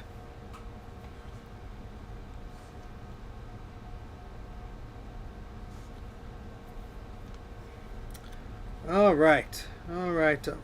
We got some gunk over there. Okay, sweet. So we're gonna remove the all the old solder from that particular pad here.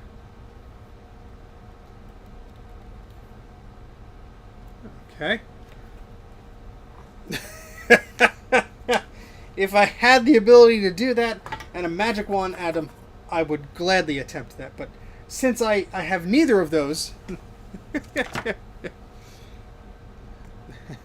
Good night, Trina.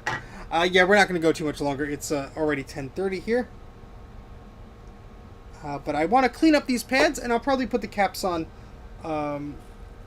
potentially another night. I'm not sure. Let me text somebody here. Oh, Wells, thank you very much for another super sticker. I know you're a little sleepy. It's okay. Thank you very much. Eep, thank you very much. Merchandising, merchandising. Spaceballs, the t-shirt. Spaceballs, the coloring book. And my favorite, Spaceballs, the flamethrower. Spaceballs, the breakfast cereal. If you know what a Laserdisc is, look up Spaceballs, the version on Laserdisc. It is actually titled on the package, Spaceballs, the Laserdisc. I absolutely freaking love it. Oh, boy. Oh, boy. What was I grabbing my phone out for? That's right.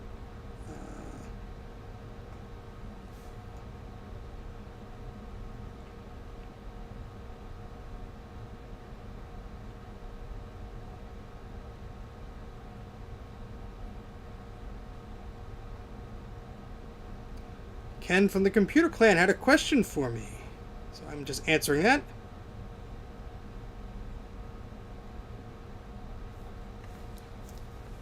The quest for more money. In fact, they actually tried to make a Spaceballs 3 like back in the 80s, but like whoever was it, Paramount Pictures or whatever, they didn't understand the joke, and they wanted to really call it Spaceballs 3 to skip Spaceballs 2, you know, just as a joke, and they sort of died on the vine there. I don't think they had a script or anything ready, but stupid people getting in the way of comedy. I mean, come on.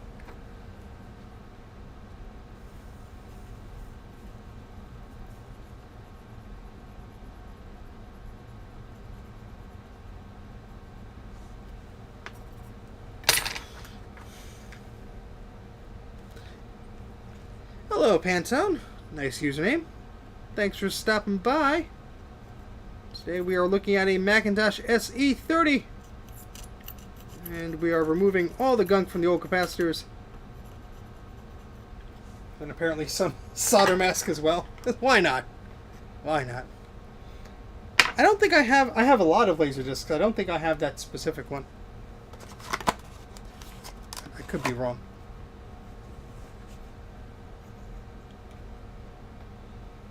Yeah, I have a Pioneer Laser Active that is notorious for having capacitor issues. It actually turns on and plays video games, but I have to recap it.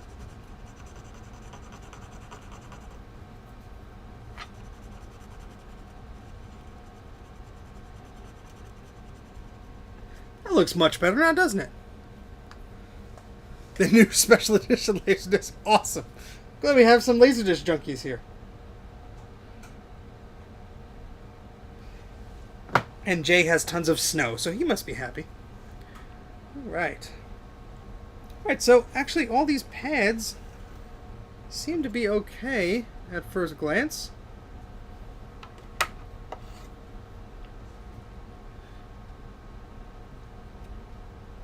Yeah, I don't know how really they could improve. I mean, look, there's always improvements, but last time I watched the Blu-ray, it looked pretty good. So, more resolution the better, I suppose. Alright, so let's try and take a look at this. This is where we had some surgery gone wrong, it seems. So I just want to try and get what's under there. Ah, this is connected to the ground. Oh, this is gonna be fun. Do I have to get? See, that's I think why I stopped using this wick. There we go. Wait for the iron to heat up a little bit more before I attempt that again. In fact, don't ever show that again. Skip past this part. Lone Star.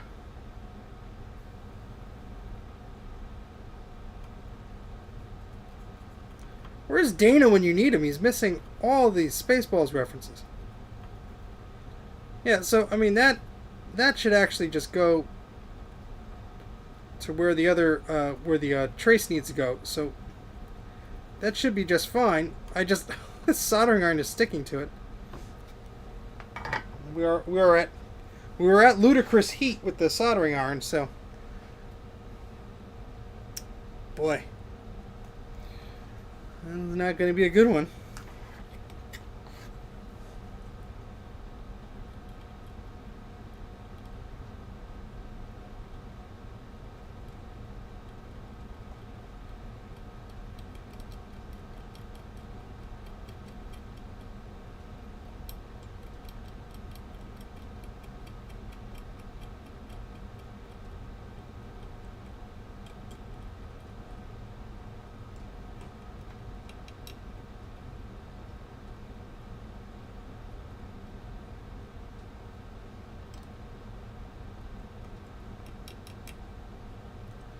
Hopefully that doesn't prove too much of a problem.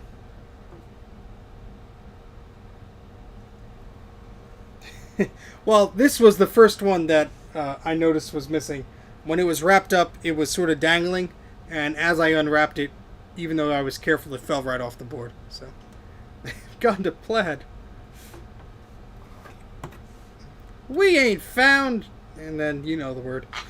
Okay, let's get.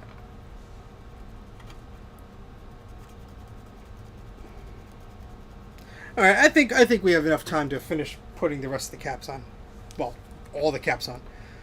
All right, so this is a what is this? Where's the website? I believe this is a 47 microfarad, 16 volt. Yes, it is. Yes, it is. All right, so it should. So I'm just letting my soldering iron heat up, and hopefully that does the trick here.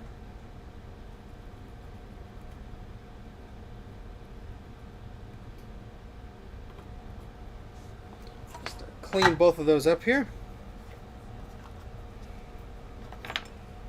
Yeah, the wick I have it's good, but it's actually like too wide for projects like this, so I find it's sometimes not ideal. But this is not the.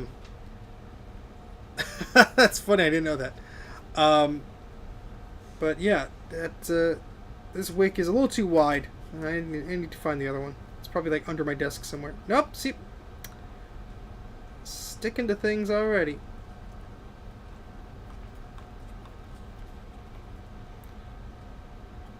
This is probably going to be a pain in the butt.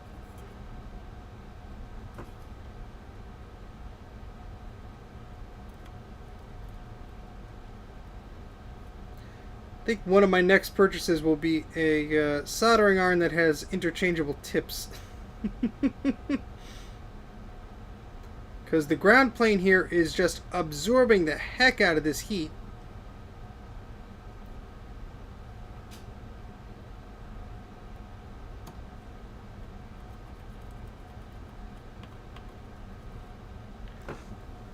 My goodness.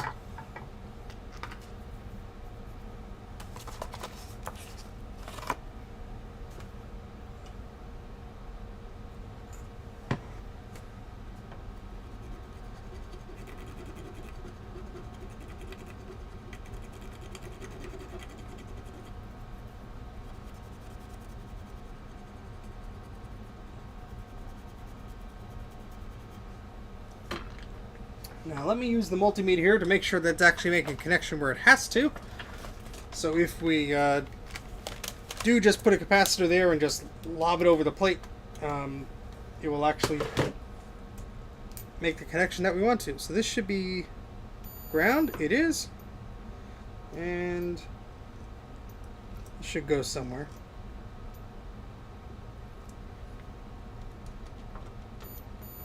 Yes, it does. All right, cool. So we should be just be able to slap a capacitor on there and be okay. Hopefully. Speaking of capacitors, these are the ones I currently have in stock. 16 volt, 47 microfarad. These are from Mauser Electronics, and they are slightly smaller than the first batch I got, but they fit very well. So actually, it would probably be beneficial if I had a huge honking capacitor for this one, but just see if I do. Because I really don't prefer to use the big one, so if I could use them up. That's excellent. Here it is. I'm like, where did I put it? It was right in front of me. So these are not those. But the capacitors on the logic board won't match, Steven. That's okay. It's mine. It's not anybody else's. It could be cosmetically imperfect. And only Jay will complain. Here they are. It's the slightly bigger ones. Probably closer to the spring or the summer. That video took a heck of a lot out of me, and I just want to make sure I am using all the resources available to me, because I have some excellent people who I've contacted and who has given me photos and information and stuff. I have a lot of interviews I have to do to get some more details. So I'm really looking forward to doing that. But really don't have a firm date on that yet. But as soon as I feel like I'm ready to continue that, I will be sure to let everybody know. And if you're on my Patreon, only $1 a month there if you want to subscribe to that, you will get early access to any previews I do before anybody else. That's one of the perks of being on my Patreon. So not trying to force share or anything, just giving you an idea. There's nothing on there yet for the clone series, but that's the first place you're going to see it.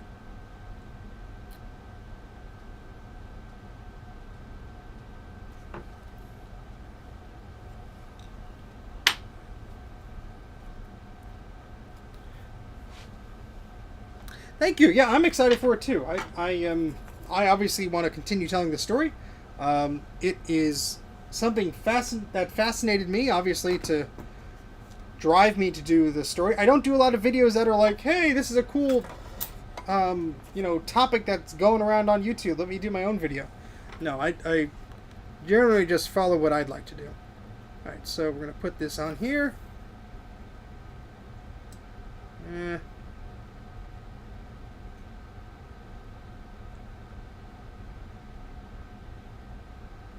little bit ugly, but it will do.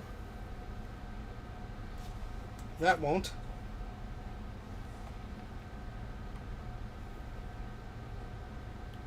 Usually I would make this much neater with it being much closer, but that will do for now. And again, this is my board. This is not a client's board, so if it's a little bit fugly, it's perfectly fine by me.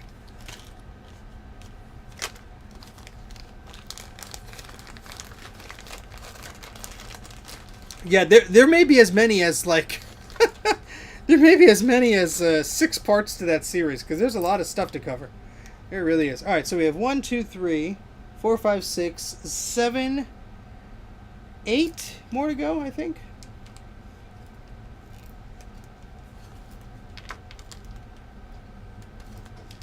Okay.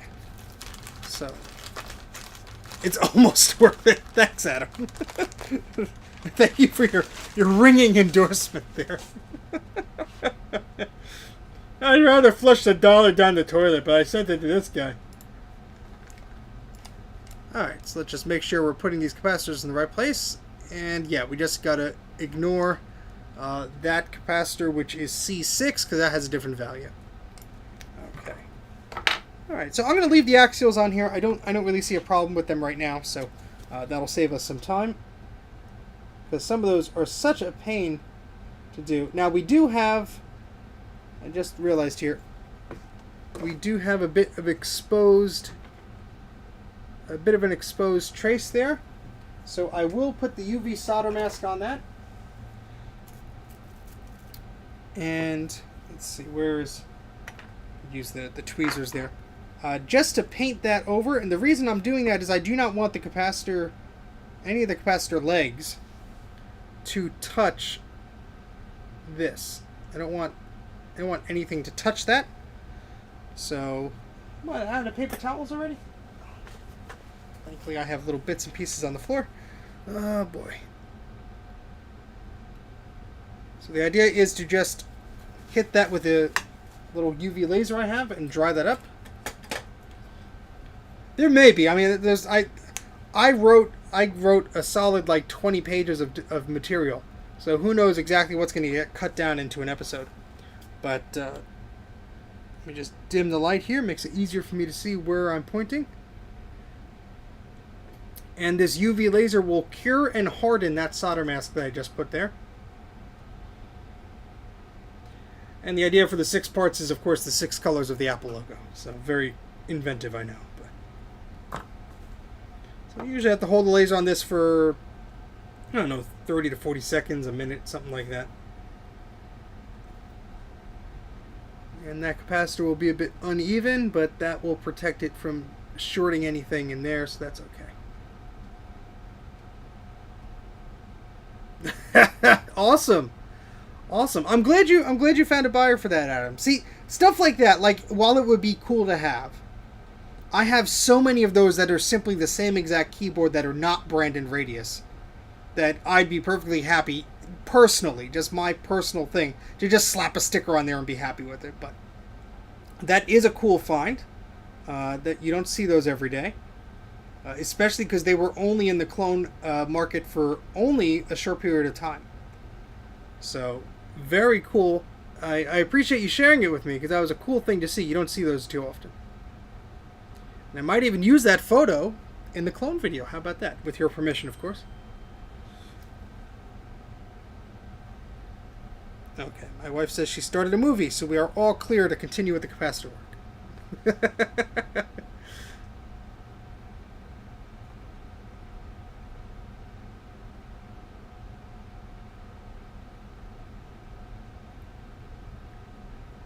Yeah, I only use this very sparingly and very carefully. You don't want to get this sucker near your eyes. Or in a camera lens, as Bruce figured out, right, Bruce? Oh, thank you very much, Cam. It's like the, jeez. Excuse me. Thank you very much for joining. I appreciate it. And thank you very much for the super chat. Take care. See you later. Alright, that should be cured. I'm always extra careful. But let's just poke it here. Yeah, that's hard. Okay, cool. So that is solid now. Turn that light back on. And we can put our happy little capacitors in place here.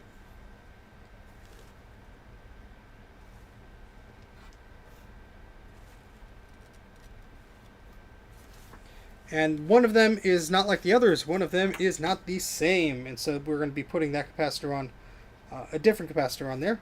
Hopefully I still have one. I really have to order new capacitors. That's something I have to do. Excellent, thank you, Adam.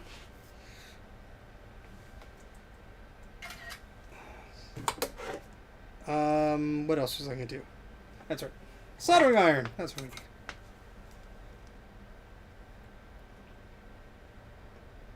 Yeah, ouch, yeah. Not doing that with my camera, I'll tell you that. No, thank you. Alright, we're a bit too zoomed in here for my liking.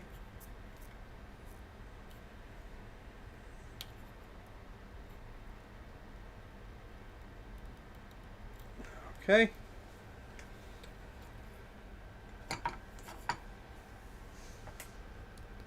This is going to be fun because it's right near that chip, so we're going to have to turn this board.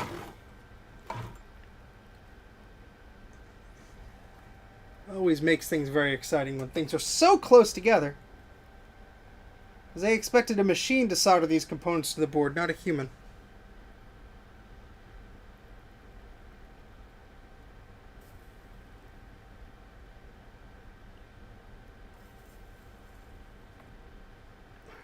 Not too bad. Just need a little more solder on that one here. That should be fine. A little too much on that side, but again, this is my board. The cosmetic imperfections do not bother me. It's part of the charm.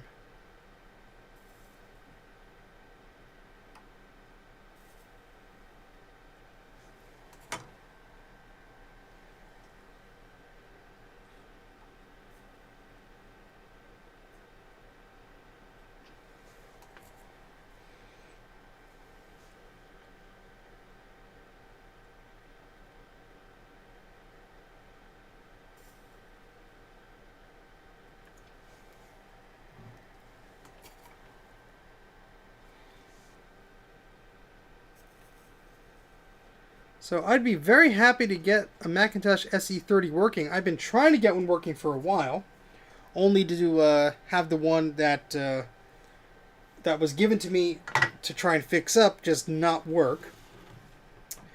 And the problem, of course, I got to clean these up. Oh boy. The problem with that is there was a lot of work that was required on that board. So I jumped at the chance to pick this board up for $50. I don't think that was a bad idea at all. Oh, thank you very much, David. Yeah, that was a fun project to try and figure out. Oh my god, look at all these solder balls.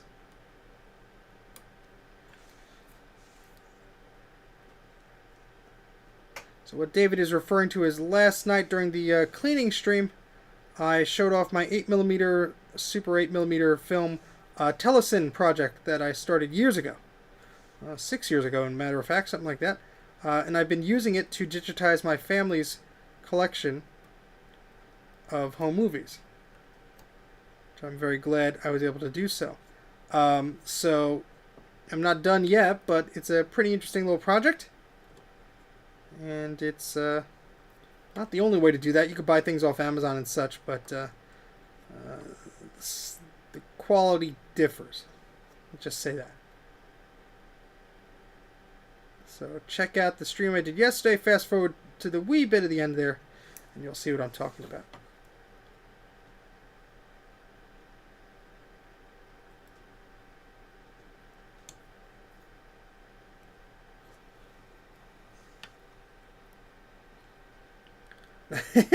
Well, that's you know, honestly, sometimes I think about that. There's no guarantee through YouTube analytics or super chats or whatever. I mean, YouTube takes quite a cut out of the super chats, something like 40% or something ridiculous like that. So you pay me $10, I get 4 or 6 or 5 or whatever it is after taxes and all this junk. Not that I'm saying it's not appreciated, but yeah, I do consider some of that stuff, you know, when I do pick up these items. Like, oh well, I could do it for a channel, I could do a video on it, etc. I have a bin of things I have videos planned for that I have not gotten anywhere yet. But, well, that's a very good question. I mean, sometimes the solder balls come from just natural settling, but it was probably, in this case, the heat that was coming off of the iron was just blowing around the solder everywhere. So, that's probably what happened in this case. So I'm just taking a soldering tip with some fresh solder on it, and I'm just gently rubbing it and hovering it over these pads to loosen up any of the bad solder here. So when I put the fresh capacitors on, we have a better join. So you see like the left here is a little messed up, and now that's a little bit better. Same goes for the left of this one too. You just have to be careful, because if you heat up these pads too much, they could be ripped right off the board. And you don't want that, because that'll cause you even more of a headache. Especially when you're using the solder, which you got to be careful. You thought your own basement. How did Steve get into my basement? With a camera and everything. He set up a live stream. What's going on here? Where did he get those 48 Apple IIes from? Wait a second.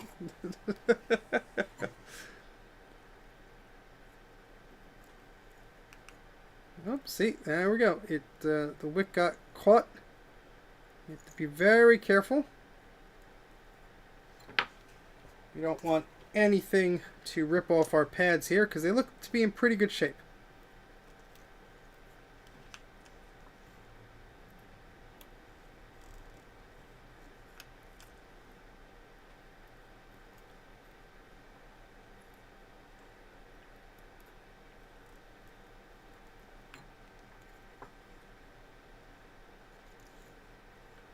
And I will tell anyone who wants to try and do this for the first time, you are welcome to try. But I would strongly suggest that you practice on an old crummy board. A VCR, a satellite box, old PC, something you found on the side of the road. Anything but the prized machine or machines that you are trying to fix up. I can't stress that enough, because your first time you're going to make a ton of mistakes, and you might end up ripping a pad off or whatever. So practice. Bruce from Brankus Creations has some excellent beginner soldering tutorials. You can do whatever you'd like, Adam. Well, thank you, Pantone. See ya. Have a good night. You may do whatever you'd like. Patreon tends to take less out from the total. YouTube just is YouTube and takes out much more. So if you're really feeling generous, you could also PayPal me. But I am thankful for any support I get from any of you guys. It is really greatly appreciated. At the end of the day, I'm going to get fees taken out from somewhere. But at first glance, it just seems that YouTube is a bit more generous with what they want to keep for themselves than others. But I guess it is their platform, and I am a guest on it, so I don't have much to say about that, I suppose. But not saying I agree with their terms, but I guess I sort of do to do this stream. But yeah, this wick is like a super wide one. I don't prefer using it. I have one in a blue barrel that I tend to use. I have no idea where the heck it is at the moment. Otherwise, I would be using that. It probably is by my feet somewhere, and I just can't see it. But as I continue to clean, I am sure I will find it. So I'm just cleaning up these pads with some alcohol here. And getting that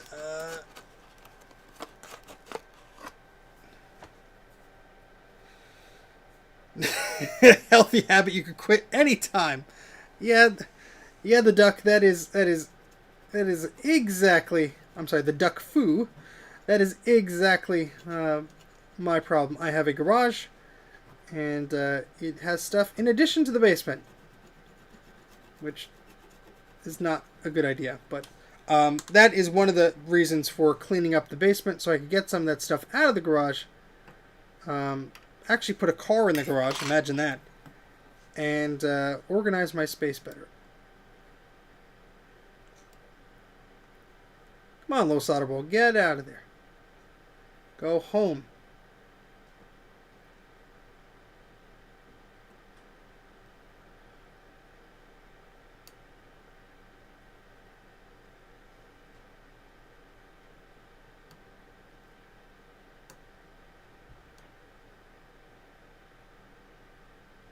Oh boy. Well, I thought when I first started Bruce doing this stuff, I'm like, oh my gosh, that looks like a pain in the butt. I wouldn't be able to do that myself. But, you know, I've watched a lot. I've learned a lot. I've certainly made mistakes along the way. But practice makes perfect, as the saying goes. And you certainly need a lot of good tools, and you certainly need a steady hand. Sometimes both at the same time to get a lot of this stuff to the place that you need it to get working. So it's definitely not easy, but it is quite rewarding. As Bruce said in a recent blog post, he would make more working at a McDonald's than doing this stuff for a living, but there is a joy in getting this stuff to work. You won't get rich doing it, but it is fun to do, and I have my own machines to recap and stuff, so it's a good skill to have.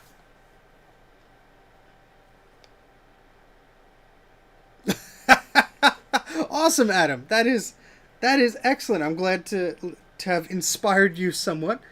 That is awesome. Yeah, the 2GS board is more compact than the Apple II board, so that is certainly something to be proud of. Well done.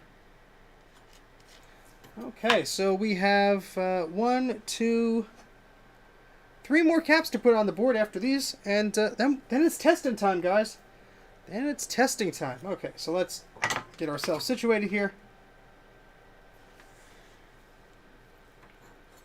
Get everything into frame, so you could say, hey, you're doing it wrong.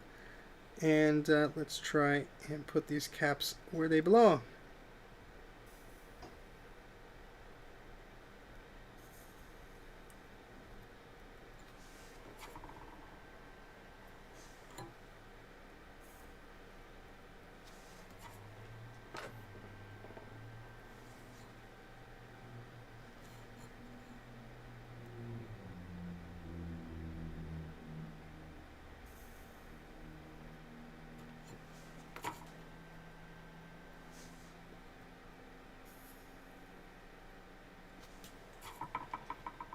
Always want to make sure the capacitors are pointed in the right direction. The polarity is correct.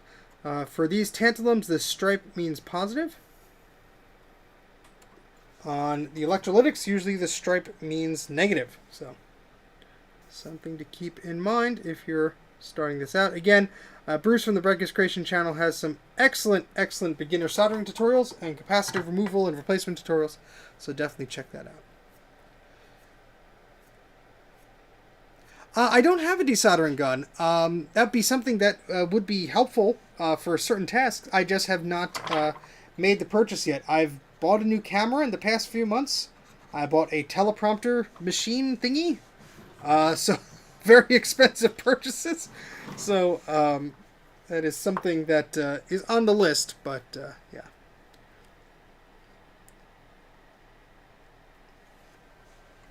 Yeah, I mean, if you speak to anybody who's crazy like I am, there's a certain charm and fun of actually having the CRT and the actual software there. And if you're of a certain age, maybe you don't care about that stuff. Or you're more of a PC guy or whatever, you know. Obviously, the original hardware is not needed to be an addict of the Macintosh software and the games and stuff for that platform. But most people do like that preference of running it on real hardware or, you know, close to real hardware. Either if it's emulated on an older Mac or whatever, but to each their own. That's the joy of retro computing. There's plenty of different ways to get into it.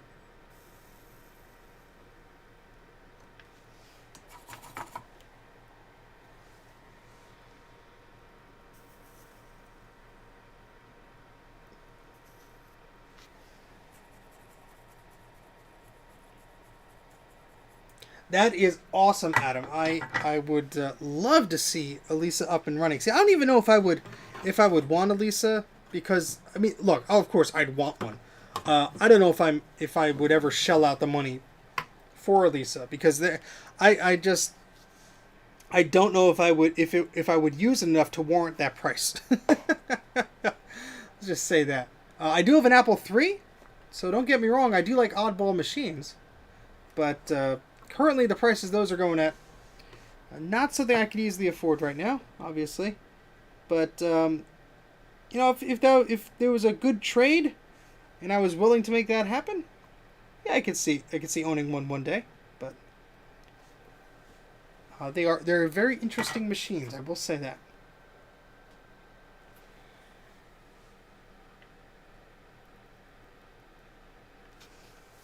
This would be a fun placement here.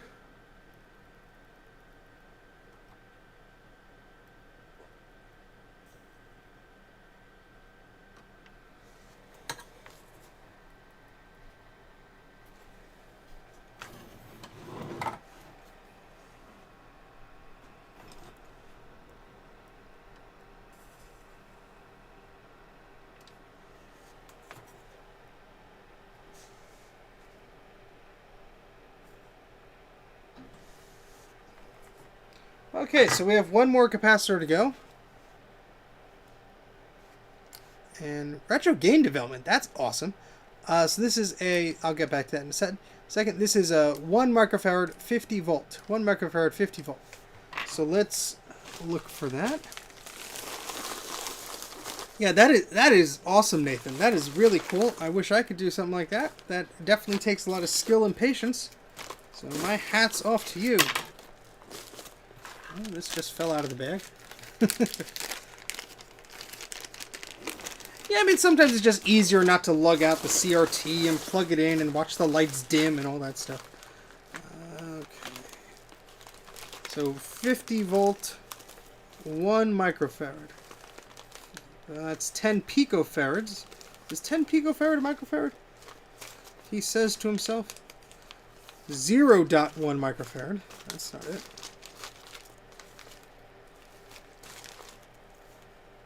6.3 volts, no. 16 volts, no.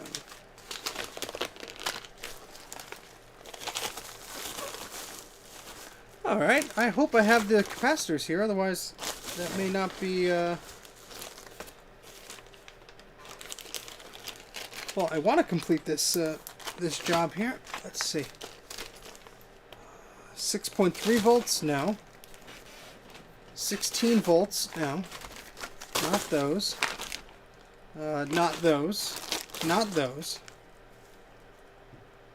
50 volts, 10 picofarad, no. No. 50 volts, 0.1 microfarad, no. Like I said, I need to order more caps, so this could be the end of... Oh, here it is. 50 volts, 1 microfarad. Woof! We still got...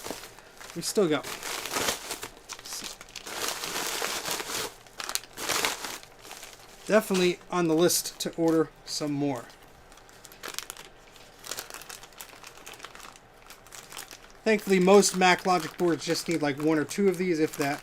So I don't go through them as much, but still, one of the ones you need to keep around. Okay. So this is the last one here.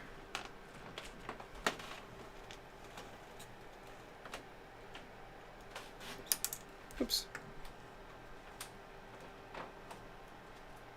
Thank you all for sticking around. I know this was kind of an impromptu long stream here, but you all seem to be enjoying yourself, so thank you for stopping by. And spending your, was it Wednesday? Wednesday evening, afternoon, whatever it is, wherever it is where you are with me. Yeah, I was probably like, oh no, I used the last one up. Thankfully, for better or worse, sometimes I buy different sizes just to see how they'll fit. So, worst case, sometimes I have one that, like this one's not the ideal size for the board. Oopsie.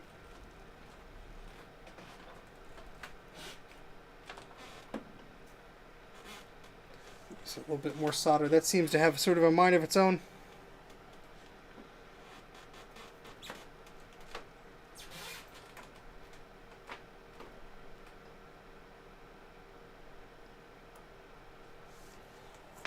Okay, this should be the last port, the last side right here. I think we need some more flux there.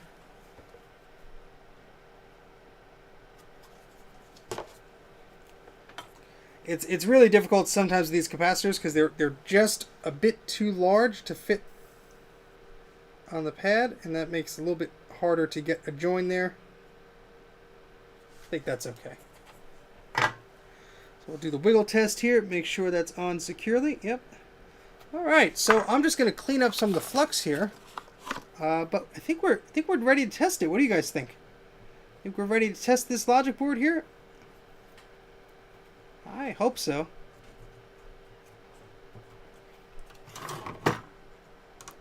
I could use a win. I could certainly use a win.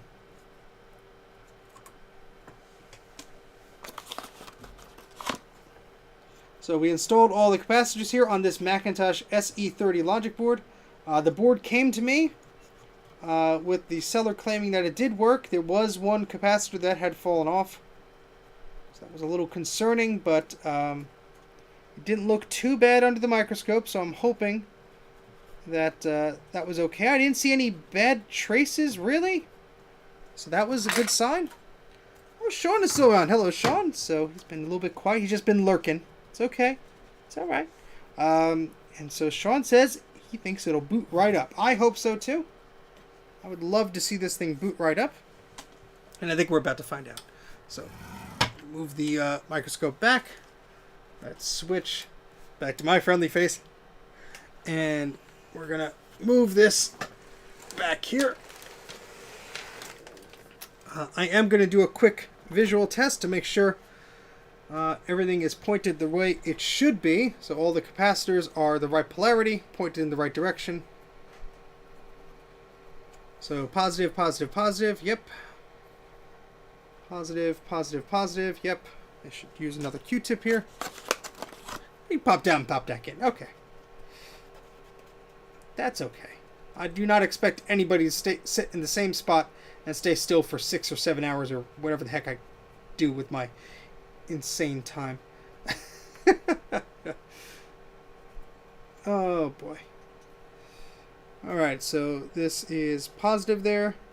I'm just getting rid of all the extra flux. It's not conductive or anything, but it makes me feel a little bit better. Alright, so should be good to go here. Positive, positive. This one over here. A lot of flux over here. Positive, positive, positive, positive, positive, positive, positive. Okay. There's some flux sitting on top of these caps, so just trying to tidy everything up here. Don't want to leave anything to chance going from the first time. Okay. Yeah. More RGB lights. Late night shenanigans as always. Yeah, that upgrade, Sean, to that cube. Like, wow. I don't know if you can get faster than that. And if so, I think you need like some sort of nuclear cooling reactor or something.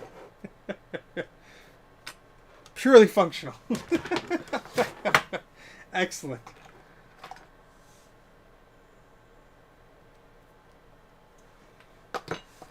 All right. 2 whopping gigahertz.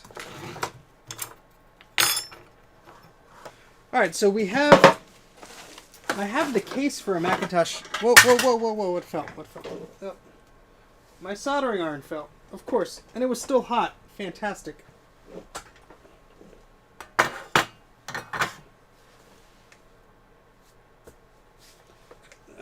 It didn't burn me or anything. All right, so I do have an SE case somewhere, an SE30 case somewhere. Oh, excuse me, but I know I have a SE30 case too. So let me just walk over here, see if I see it. If not, we'll just use the SE case.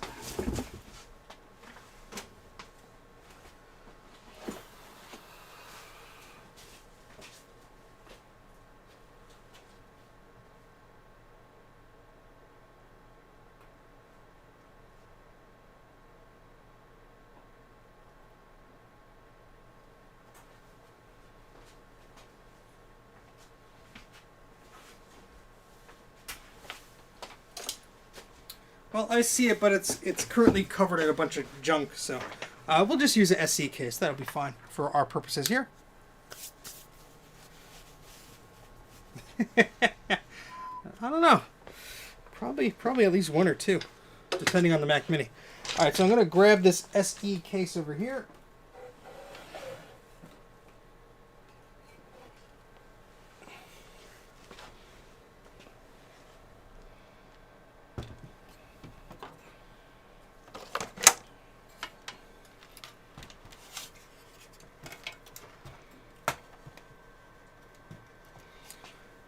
Okay, and there's that. Now I do have an extension cord here.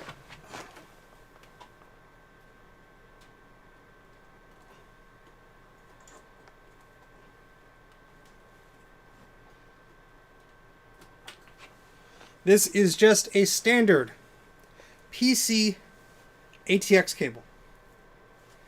So what I'm going to do is I'm just going to... Wait, do I have those little extender cables? Yeah, I do. Because this is just for the speaker. Although, where's the other speaker I had? So I do want to hear that chime. I think we all do.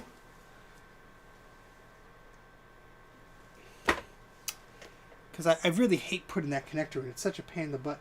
I do have little extension cables. Here's one of them.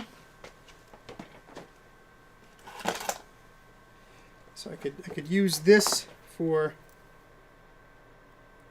the speaker. I just need to find the other one. I have them littered all over my desk here, so it's just a matter of looking for one and finding one. They're just little extension cables I could use for anything, really. Let's turn the soldering iron off. Hopefully we won't need that anymore. We will have to put all the memory back in, which of course spilled out.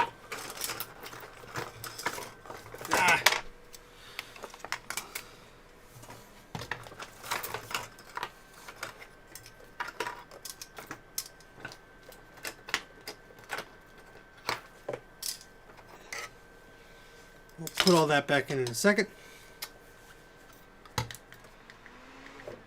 Turn that fan off. We no longer need that. I think the little cables are over here. Let me just step behind this.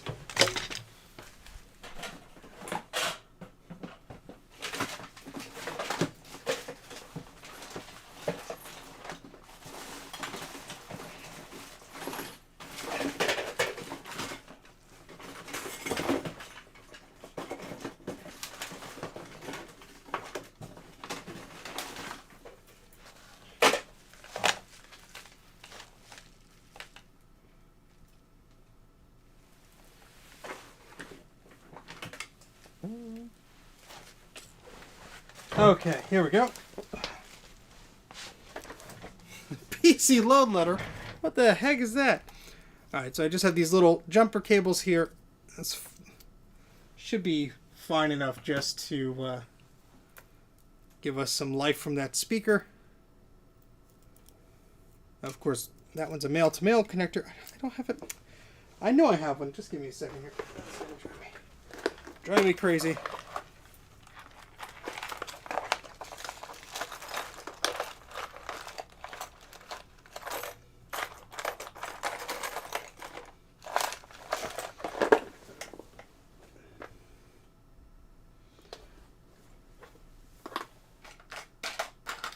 I have all these doodads around, and of course when you really need the thing, I know you're all waiting in suspense, and it's just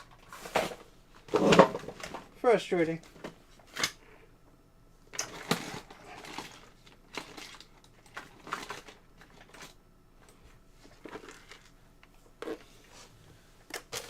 Wait, here's some. Here we go.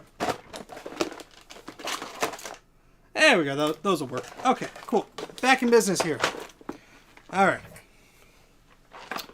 Okay, so we're going to plug that in, and then I'm going to do this yellow one here. And I'm going to put these in this little drawer, which I will completely forget about there next time. How about that? Building the anticipation, yes. All right, so I'm going to put that in like that, and then we're going to match up this to the speaker port. So the wide side goes there, so yellow would be over here.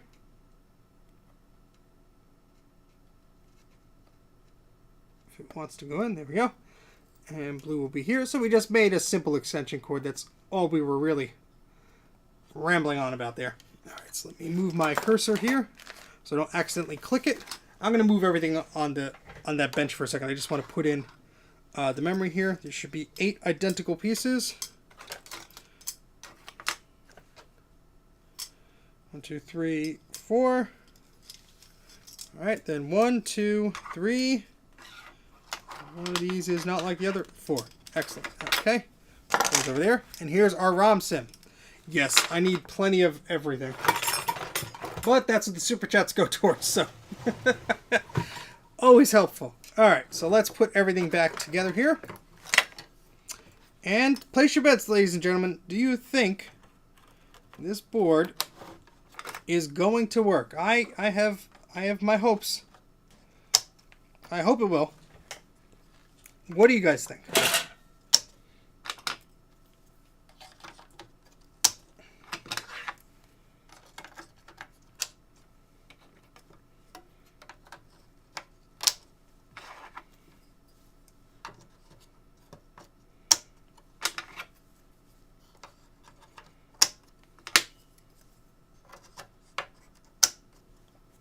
Boot Windows 95. Uh-oh. That's not the kind of SE I want. Oh, thank you.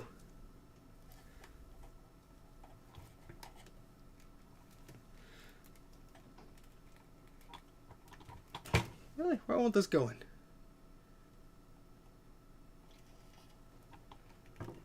There we go. Okay. All right. So what I'm going to do is take this, lift it up like this.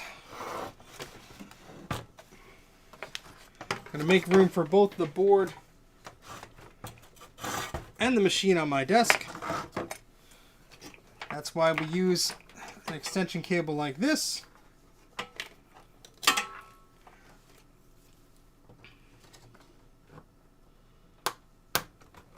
Makes it a bit easier for ourselves, doesn't it? So bring the camera a little bit closer. So you can see how I have this set up here. We're going to need a keyboard and a mouse, which were here before I started tidying up. That is always the case, isn't it? Always the case. Well, I could grab that lovely little Apple IIgs keyboard that's just sitting over here.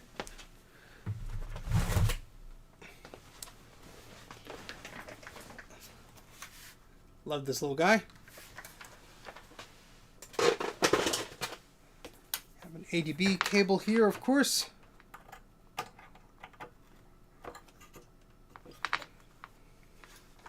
Ooh, what device were you on when you upgraded?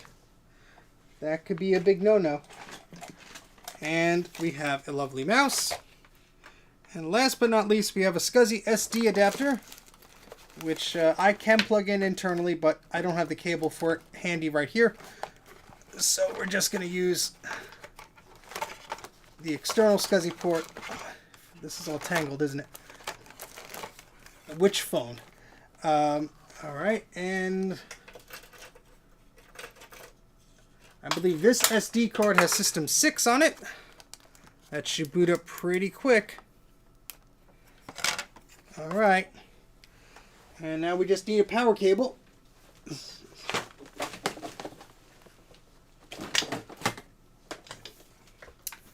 Okay, so I'm gonna turn this so everybody can see what I'm gonna see. Hopefully it's a good thing. Nothing explodes, etc.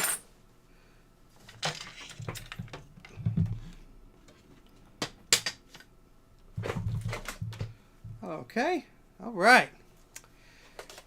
Let's make sure this is turned off before we plug the power in.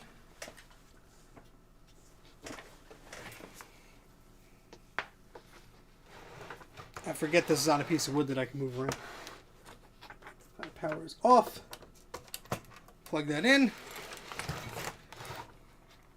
All right, here we go.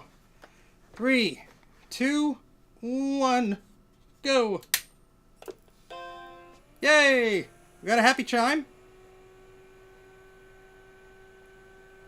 We get a screen. Let's see if those rounded corners pop up. We do. We got our cursor.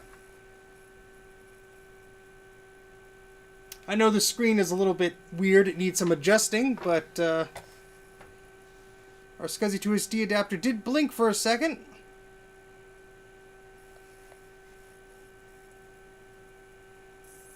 There we go. How about that? Awesome. Sweet! I have a freaking working SCSI the freaking Macintosh SE30 now.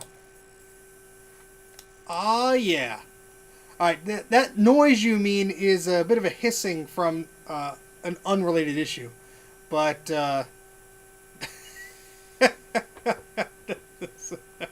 success! It's alive! My goodness. That is very fun to have a working Macintosh SE30 now. Let's see, we could play some Mac Bandit here.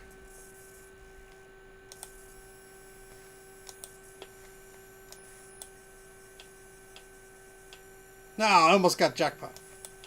Oh, thank you very much, Wells, for the super sticker. Hey, there we go. We're winning money in real life, too. Eep! Thank you very, very much. Oh, no. Not the Quadra 840 AV at this hour. That is simply silly. So I think we have 8 megabytes of memory. Yes, we do. 8 megabytes of memory here.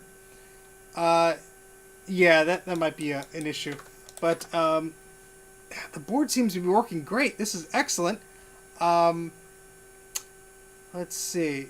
Yeah, there is some weird noise. No matter what board I use with this analog board / logic board setup, it makes noise. And that's something I just got to fix. But I know, I finally got one running. And I do have... Well, I have something very special planned for this board. I have a MacFX Clear Macintosh SE30 case. And that is exactly where this board is going.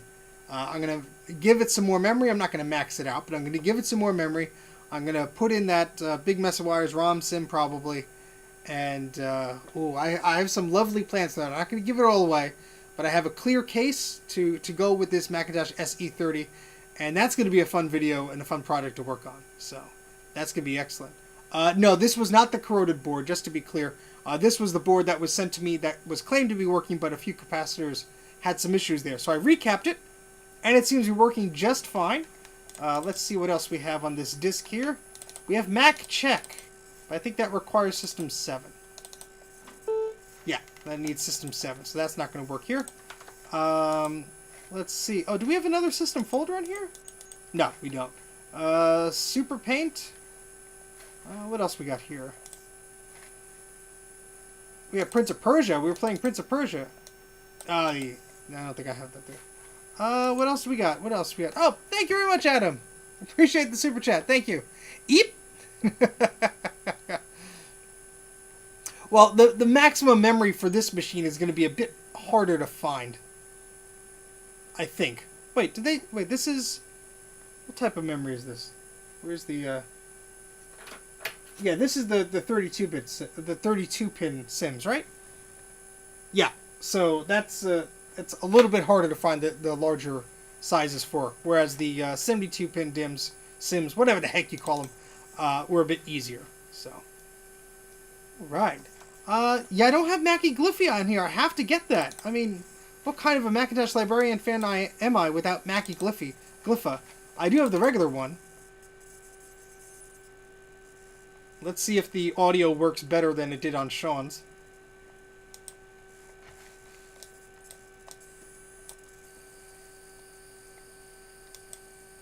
Or the visuals, rather.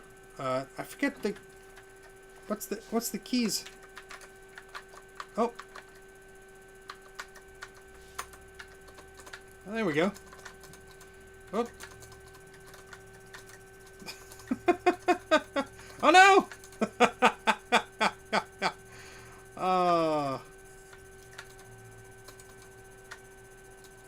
Gotcha.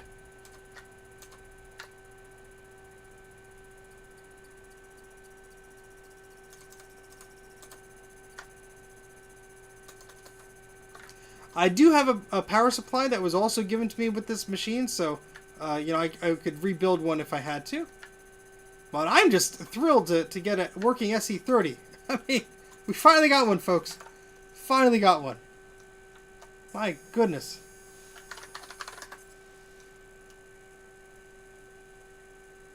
Steve has 1,000 points. How about that? All right. It had a PCB board to produce your own 30 pin. Interesting. Oh, we have kid pics here. I think it's the first version.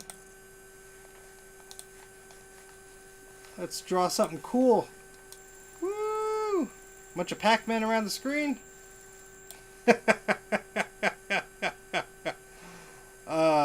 No, yeah, there's some. No matter what board I plug into this analog board, it does some weird things. So that's just something I gotta work on.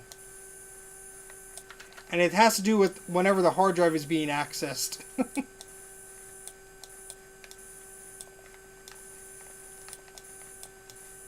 There we go.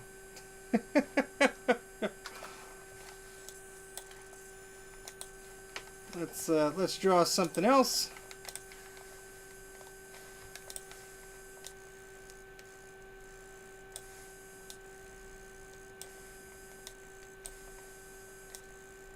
There we go. Isn't that a happy looking Mac? Look at that. Look at that guy. He's so happy. We're going to save that.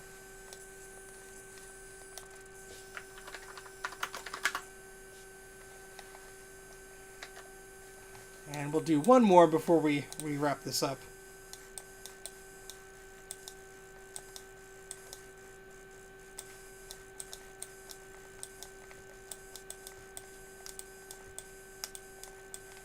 Thank you.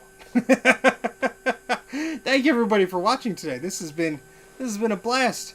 We spent 3 hours with this machine and its other one. So I'm gonna shut this down. Then we're gonna take a look at that other board just for a few seconds. Then we're gonna end the stream here. So let me shut this machine down. Very, very excited to get this to work. I'm gonna grab a photo with my phone actually. With that Kid Pics thing up there before. Where did I put Kid Pics? Is it here? Is it under games? Yeah. Just take a picture of that.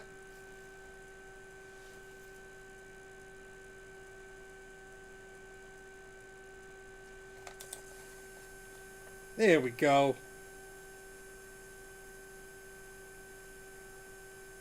The refresh rate is leaving a little bit to be desired on my phone here when I'm taking pictures, but there, that's good enough.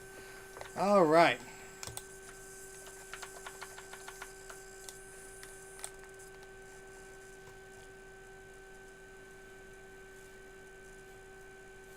Where's the power button? There it is.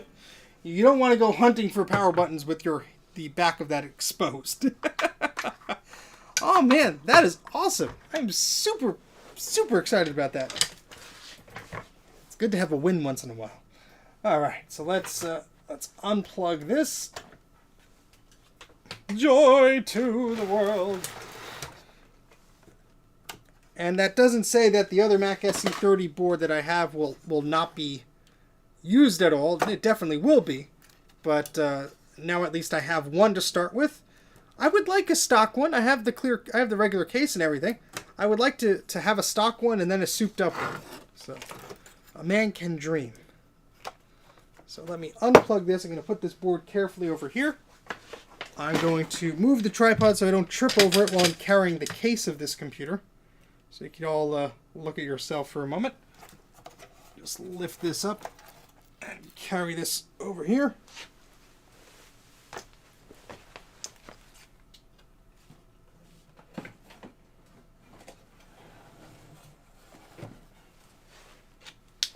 All right, let's take a look at this board here.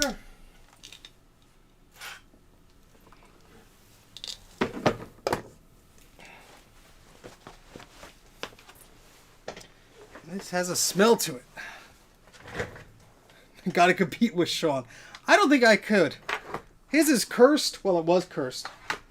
So, you know, that gives it a bit of its own charm.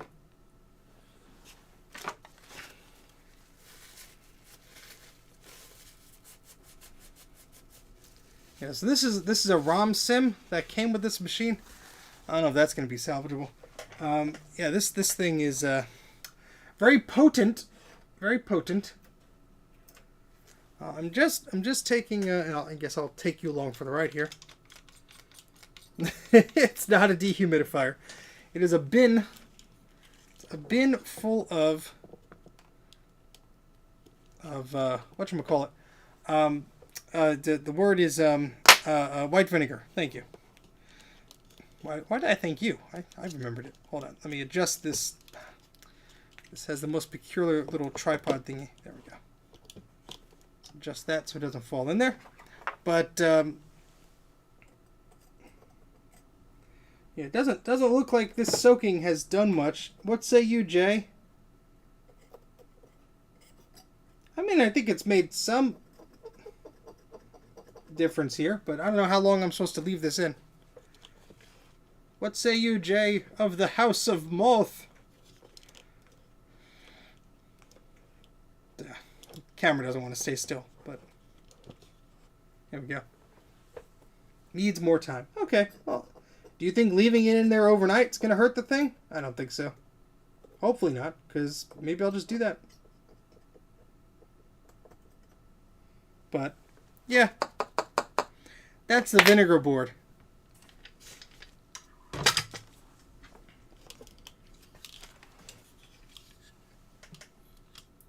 Agitate it with a brush. Okay.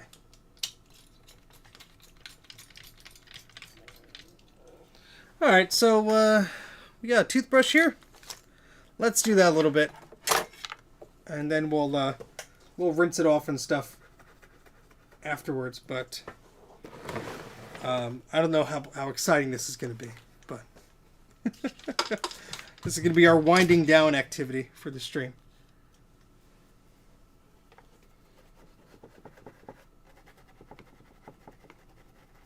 I mean, I'm definitely seeing some gunk come off of like the pins of these chips, but I'm being very gentle because I don't want those pins to come off. Here I'm not being as gentle because I'm just messing around with the header there, but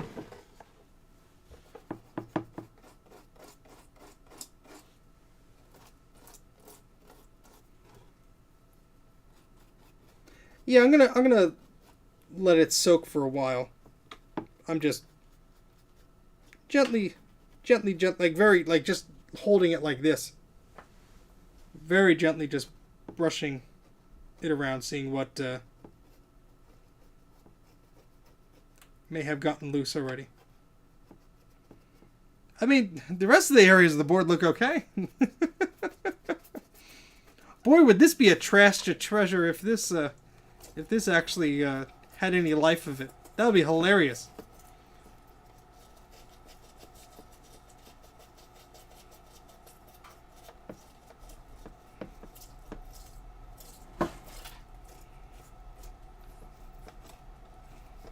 My goodness.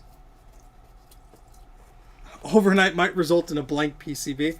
I don't know. If Adam says that his Apple II survived for over a day, I don't know. This is white vinegar. I don't know what type of vinegar you're using. Probably the same. But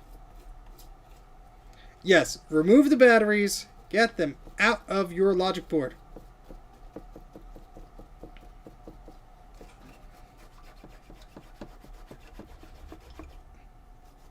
That's the moral of the story.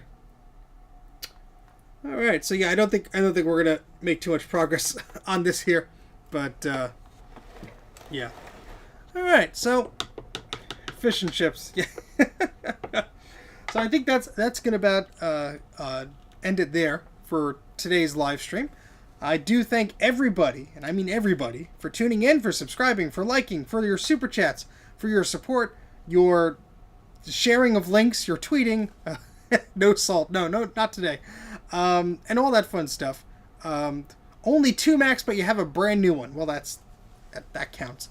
But yeah, that's something that I was very excited to do, is get a Macintosh SE30 working, and we have one working now. So fantastic.